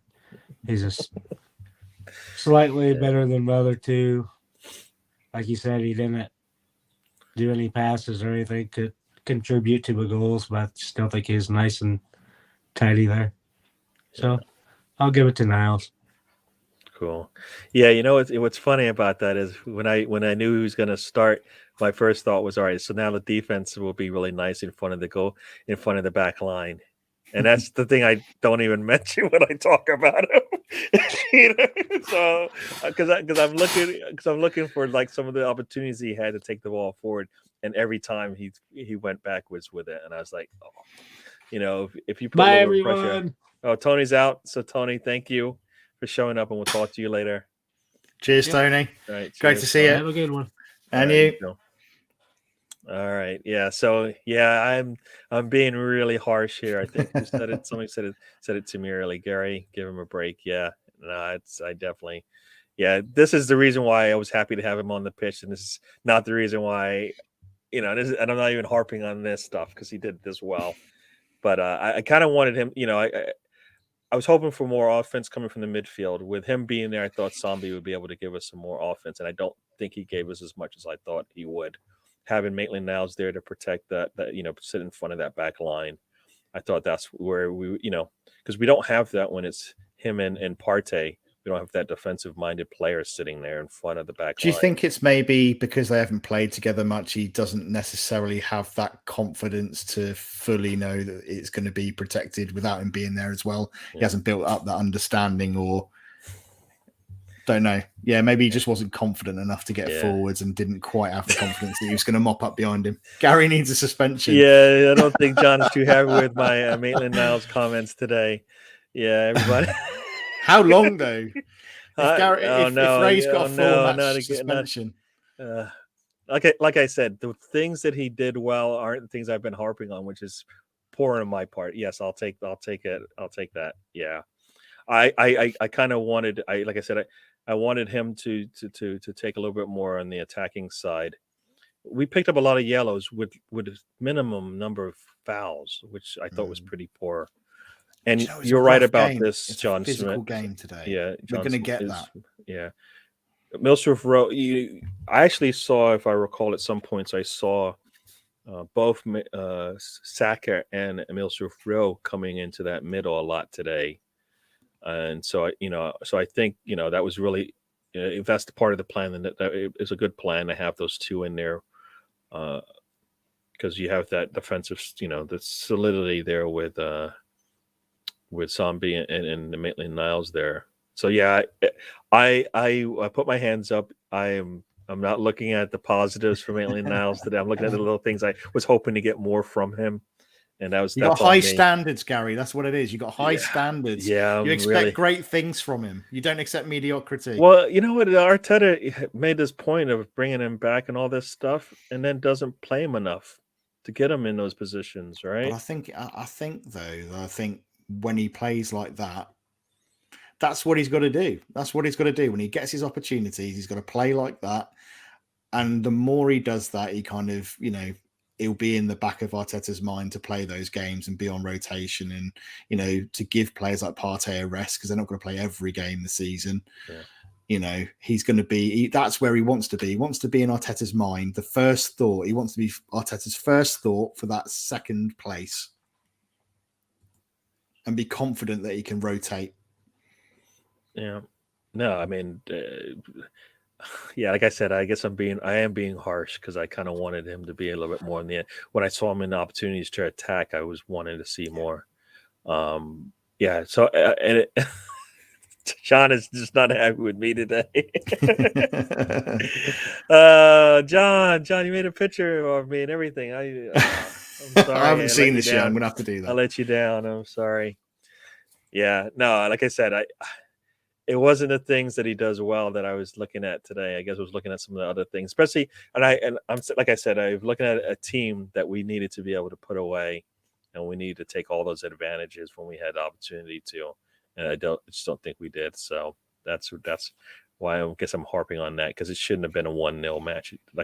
We should have gotten at least one or two of those other goal opportunities that should have happened, and we didn't. So yeah. Yeah, so I guess I'm suspended. I don't know if that's just for my hosting duties, or if that's I'm actually off the show in general. So I know Ray put in some what you call it, some banners, which I didn't even use, but I think we were having a lot of fun talking about what we were. So so yeah, Arsenal gets the 3 points. Arsenal 5th place for 2 weeks, as opposed to 2 international breaks ago, where we were 20th, I think we were 20th, right, for that entire 2-week period. So big changes. I'll take it. Oh no, look at this. He is really going in.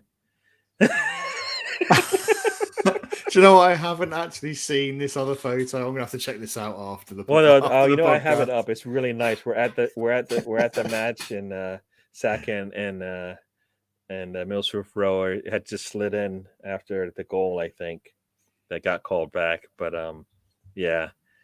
Everybody's gosh, man, I can't talk about Maitland-Niles like that. Now Stan's wading in.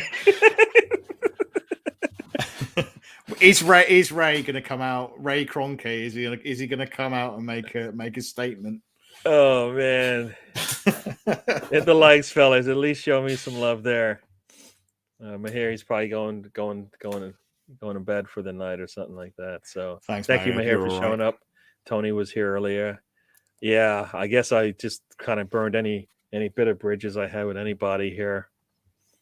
Oh man, You're in trouble, Gary. I am. What was this? I lost the dressing room. Oh, There's always a way back. there is a way back. I don't know what I can do now. I don't know. Maybe next show. Maybe I can do it better in the next show. Oh boy, this is it. See what you guys did. Look what you've done. Yeah, so we're gonna have a face to face, as they say. Mr. Bundles, what's cooking, people? I think I just got myself suspended here. I think John Smite is he's the head of the Gary. John has power. Gary look at out. the power. Gary out club. Within 3 comments, he's managed to get the board to have a meeting with you, an urgent meeting with you tomorrow. That's power. Look at that, Ray in. Oh man, it's all over here. Uh-oh. There we go. See, now I don't know if this Ray is good Conte. or bad, but Ray Conte is coming in to make things right. All right. He's got a track record, right? And this is the only problem is I don't call it, this is definitely not the Spurs channel, so it's not the same. Yeah, the word makes me feel ill. The way back is the exit. Oh, sick of this. Even Steven's telling me to get out of here. Oh man. Fellas. Hope you enjoyed my my last 3 hosting gigs. I think that I hit my it's 3 and out, I guess they say, right? Yeah, a win is a win. No, we take the win. Oh, look at this. He's finding all of the tags. There's going to be a little plane with a banner above your house going across your garden. I know exactly. At some point, yeah. Oh, I should. Man, oh man. Yeah, we're having fun here. All right, so we've got, like I said, we've got 2 weeks to rest. We're going to see a lot of our players in the international game. Yeah. Thanks, John. We'll see. You know, like I said, we'll see what happens at the next show on Thursday where I sit. I think Ray will make sure he rushes back to be involved in that one if if the talk doesn't go so well. Thanks for everybody in this show. So let's go through that really quickly. Stan. There you go. Matt's in there taking care. Russ has joined us. John Smite, who's Gary out. Mr. Bundles. Who else we got? Oh, Mahir was in the house. Riddy. I'm just going through some of the people that joined us today. Who else do we got? I know we had some more in here. See if he allows me. Chat's been busy. The guys have been great on the chat today. So thank you, Steve everybody. Joined us. It's been of busy, course, the Assembled busy. was here with us today. Don Juan joined us today. Who else? I know we got some more. Let's see how high this allows me to go. I know some joined. Oh, Mr. Presto Play. Yes. Good to see him back as well. Yes. I mean, like I said, I think we're at the point now where Arteta is going to have a tough next 2 months, but it shouldn't be the reason why he's let go unless he does something really silly. I don't see that happening. I can't see any questions about his. I don't see anything really silly happening with the way. Why should there be? Yeah, why should there be? Big Gunner joined us as well. Yeah, I mean, like if he continues what he's doing, I think the only question is what happens when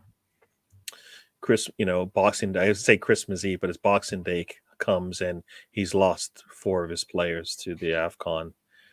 That's going to be the big question. Tayyib joined us as well. That's going to be a big test. Do you know what, Gary? For me, I think when it comes to AFCON and stuff like that, I think that's where planning ahead. They know, the board, Arteta, all of the back office know that competition's coming up. They know the players that are likely to be involved. They know the January window's there to dip into if they need to. They know the state of the current squad, who's fit, who's not, who can stand in, who's been doing a good job, who hasn't, whether we're short or not. Do you know what? I think that's down to the board and the higher up, so to speak, to make that decision in January to strengthen And if they don't, that's not just on Arteta. I think that falls down to the board as well to make that decision. Because if you've got 4 key players, or however many going off to AFCON, and you're going to be left short, and you don't strengthen in January, then you're asking for trouble, aren't you? Yeah. Emergency press conference being held on the next show. Is it going to be a live sacking? No, exactly. It's like you're going to bring me on and then put a big X and then boom, off Public he goes. execution. Oh, man. The Russian. Get to the chopper. Troy, you just came and joined us, and you probably saw my last show with Arsenal Fan Circle channel. So hope you feel much Troy. better, Troy. I hope I assume you're an Arsenal fan and you enjoyed the match today because of the 3 points. It was a little stressful for me watching it because it just felt like at some point they could get something out of this thing, and they didn't deserve it the way we were playing. We should have been able to hang on. Yeah, jeez. Yeah, I shouldn't have said what I thought, Gary. right? You've opened a can of worms. Yeah. We're gonna have to talk good about Niles on the next show, or like the next 3 shows, no matter what he does. He was so great on the bench, He did really good in practice this week because that's all he's going to be doing for the next 2 weeks. He filled up the water bottles really well. Yeah. So, Troy sounds like a regular who's been with us. So, Arsenal fan for 42 years. Wow, yeah, so man. You saw some of the good times, and now you're not seeing them. But I think we're on the turn in the upward trending upwards for sure. Yeah. Oh man, I think you know what, you can make a picture with Maitland-Niles and myself in it somehow. That might go a long way. No, I do like that. I don't know. Did you see the pictures from John on Twitter? I haven't. I'm going to see if I can see it. Like I said, we're sitting in the front row as they slide in after the Saka goal, which got called back. So it's pretty good. But yeah, no, it's a nice one. Let's see what we got here. Oh, I see you. Yeah, I see it. Yeah, that's cracking. Yeah, I like it. Gary bringing Tony as a. Oh, look at that! He's gonna do it. That would be cool. I think. Yeah. To be fair, Gary doesn't need a fitness coach. He's got a Peloton, which you spend 99% of your time on, don't you? You are Mr. Peloton. Just the mornings, man. I put myself 60, 90 minutes in the morning. That's how I start my day on the Peloton. So it doesn't seem to be working much because I could stand on the scale and the thing keeps screaming at me and lying to me. I think mine gave up a long time ago, Gary. Huh? Mine stopped telling me my weight a long time ago. It gave up. It didn't want to embarrass me. It doesn't come up with numbers anymore. It just screams. It's like you're doing good. Yeah. Good. Yeah. It's like, I don't want to tell you how much you weigh. I don't want to upset you. Just have a good day. Just have a good day. Yes. Man. Yeah. No, I hope you guys enjoyed my time as the host. So, Ray will be back hopefully on Thursday, and we'll be doing this again. We are at the 2-hour mark, so we will be shutting it down. Is there anything? I think we covered most everything. We're going to have a couple of shows coming up to talk about what's going to happen probably later, but also how we're going to make it through those next. I always say the Liverpool match. It's just, I think what's weird is it's the Liverpool match, but then afterwards, it isn't as tough as I say it is, because it's Newcastle, United, Everton, Southampton, and then we hit West Ham, right? So even if we struggled against Liverpool and West Ham, we still have some manageable games. Have 4 manageable games in between there. I think realistically, we can get something out of that. You've got Liverpool, United, although there's been question marks. Liverpool, United, West Ham, probably the ones where they're probably going to be the biggest challenges. But then you've got, Leeds, Norwich, Wolves, and then, then you're talking New Year, when you've got the likes of City and the Spuds again. Yeah. So, I think we've got 2 or 3 challenging games in there. The rest of them, we should be picking up the points fairly comfortably, I think. Yeah, and the reason why I kind of always bring up the Liverpool matches is just because those last 11 matches that we have should be all winnable for us. We should be able to get points, at least a point, if not wins, out of those last 11. There are teams that will hopefully, most likely be below us on the table when we play them. If we can finish off the season where we did last go around, we should be, that might help us as we move up the table and stuff like that. So we'll see. If we're able to make it through this tough stretch with more wins than we expect, I think we'll be all the better for it as well. If we get some points out of matches we're expecting to lose, I'll take that too. I kind of feel like we started this West Ham thing, and I kind of feel like we need to end it. They played us, and they almost beat us, and then since then they haven't looked back. All right, they haven't looked back since that game against us where we were able to sneak out the win. They've been pretty good after that. It's time for us to turn the tables on them and get it back on our side. I think we'll be going into Christmas fairly happy. I think we'll have 1 or 2 games where we might drop a couple of points. I don't think anything drastic is going to happen. I think we'll go into Christmas feeling fairly happy as Arsenal fans. Personally, just to answer John Smith, by the way, before he goes, good luck with your edit. I am in the UK. I'm based kind of up in the Midlands. I don't have a Midlands accent.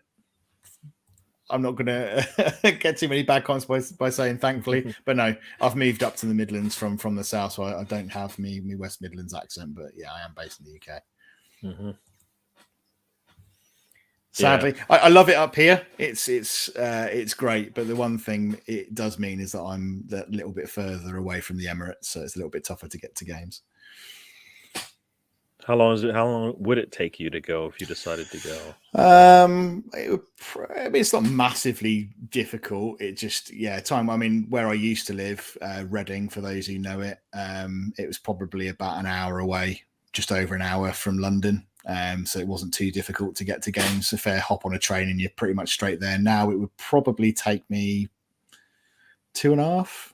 Ooh, okay. 3 hours. So it's a bit more of a jaunt, and there's obviously a few changes in between and whatever else. And actually, from where I'm based, I haven't even got a train station in my town, so I'd have to go kind of 15 miles out to kind of get a train and then hop on and change. But it's all right. Wow. Yeah. But the price you pay for living in the countryside. So I guess Grantham is pretty. That would be great. That'd be great, John. Cool.